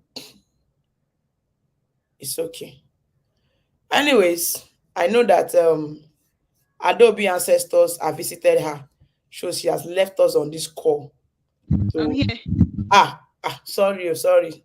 Sorry that I did not hear what I said. Thank you for not hearing. Thank you so much, everyone. That is my token for you today. We have spent 2 hours 45 minutes on this call, explaining to you how to carry out a detailed software testing activities. You do all of these things before you now move into test execution. And from test execution, there's where we have the bug reporting, there's where we do retesting, there's where we do regression testing, there's where we do post-deployment testing, there's where we do monitoring and troubleshooting when we are on production, there's where we do logging and monitoring. There is so much more to that. But these activities, these in-depth activities needs to happen. If you have not been doing it before, please go and update what you have been doing before. If you have been doing it wrong before, go and be doing it again. You still have the opportunity in that company as an employee to do the right thing. If you have not gotten an opportunity yet as a tester, before you say I have experience, be sure that you know these things and talk about them in your interview as someone that knows them. Nobody will see an intern who can talk explicitly on these things and can do these things explicitly and not give you an opportunity. So when some of you said that you're looking for internship, and I look at what you know, and I'm like, I am looking for paid internship. Oh. That's another thing. They want paid internship. Morife, they play. Anyways, that'll be all from me today. We can stop here right now. I can keep you here for the next 2 hours, trust me, but I will not do that to you today. But please, there is only one task that I need from you all. Only one. In fact, it's two, but only one right now. If you don't do the second one, that one means I no go come again. You know, you know go, you know go, go come, and I will not need to. I will not need to start. What's it called now? I will not need to do any 2 hours or 3 hour session with you guys again. That one that I said should go and write about what you learned and all of that. Even myself, I never chop, and my voice need to drink something hot. So if you don't do that one, if you don't write about what you learned, and I don't, thank God we are on this call together. I've screenshot you, so I know who is on this call. Even the one that dropped off, I know them. So if I don't see your what you learned and you tagged me and tagged Testers Quarter, it's not a problem. But you just notice that it's been a long time you have seen Ibironke. It's been a long time because you have chosen to be selfish in volunteering and have even been so selfish to even share what you learn. I'm not going to come here and be wasting time now. If what you want to be doing is collecting. Are you an armed robber? You know the belly fool. Not the belly fool. Yeah, you the belly fool now. You don't do. The one where you chop, don't do you. So let's go and write about it. However, the major job I have for you is now we they do Testival 2023. That tech festival 2023, where we they show flyer, where we they show guest speaker on the event channel page. Now we they do them, and it's happening on Saturday. It's a full day event. Go and help us publicize about it. Take the flyer, take the link so that it's easy for people to apply, and tell them why they should apply for it. You are aware on why they should apply for it. You are aware on why they should join our community. You are aware on why they should attend this event. You are aware on why software testing is good as a career for them to do. You know. So I don't need to start telling you this is what you should write. This is what you should not write. I don't. I like the faces I'm saying here. You are you know the benefit of it. So go and preach the gospel by yourself to them, and bring them over to sign up. If that is the only thing you will do for anybody this year, my dear, it is worth doing. That is the only tax I have for you. The one of writing or no writing, that one is optional. I me go decide waiting I go do with that one. But you see this one, I am begging, please let there not be somebody in your network that needs this opportunity and missed it. We can't have you all here and let's still be running sponsored hat just to come and meet people to attend free events. That money no go balance. So please, let's do that. All right. That is all I want to share. Next week, Saturday by 9 a.m. to 5 p.m. So much game and everything is lined up. I'll see you next week, Saturday. Over to you, Adobe. Peace out, everyone. Sadobe on the call. Okay, she's not on the call. So let's have a great day, ladies and gentlemen. See you on Saturday. Bye-bye, everyone. You're welcome. You're welcome. Bye. Thank you. Bye. Thank you. Bamidele, you want to ask something? Please unmute yourself. Yeah, good morning, man.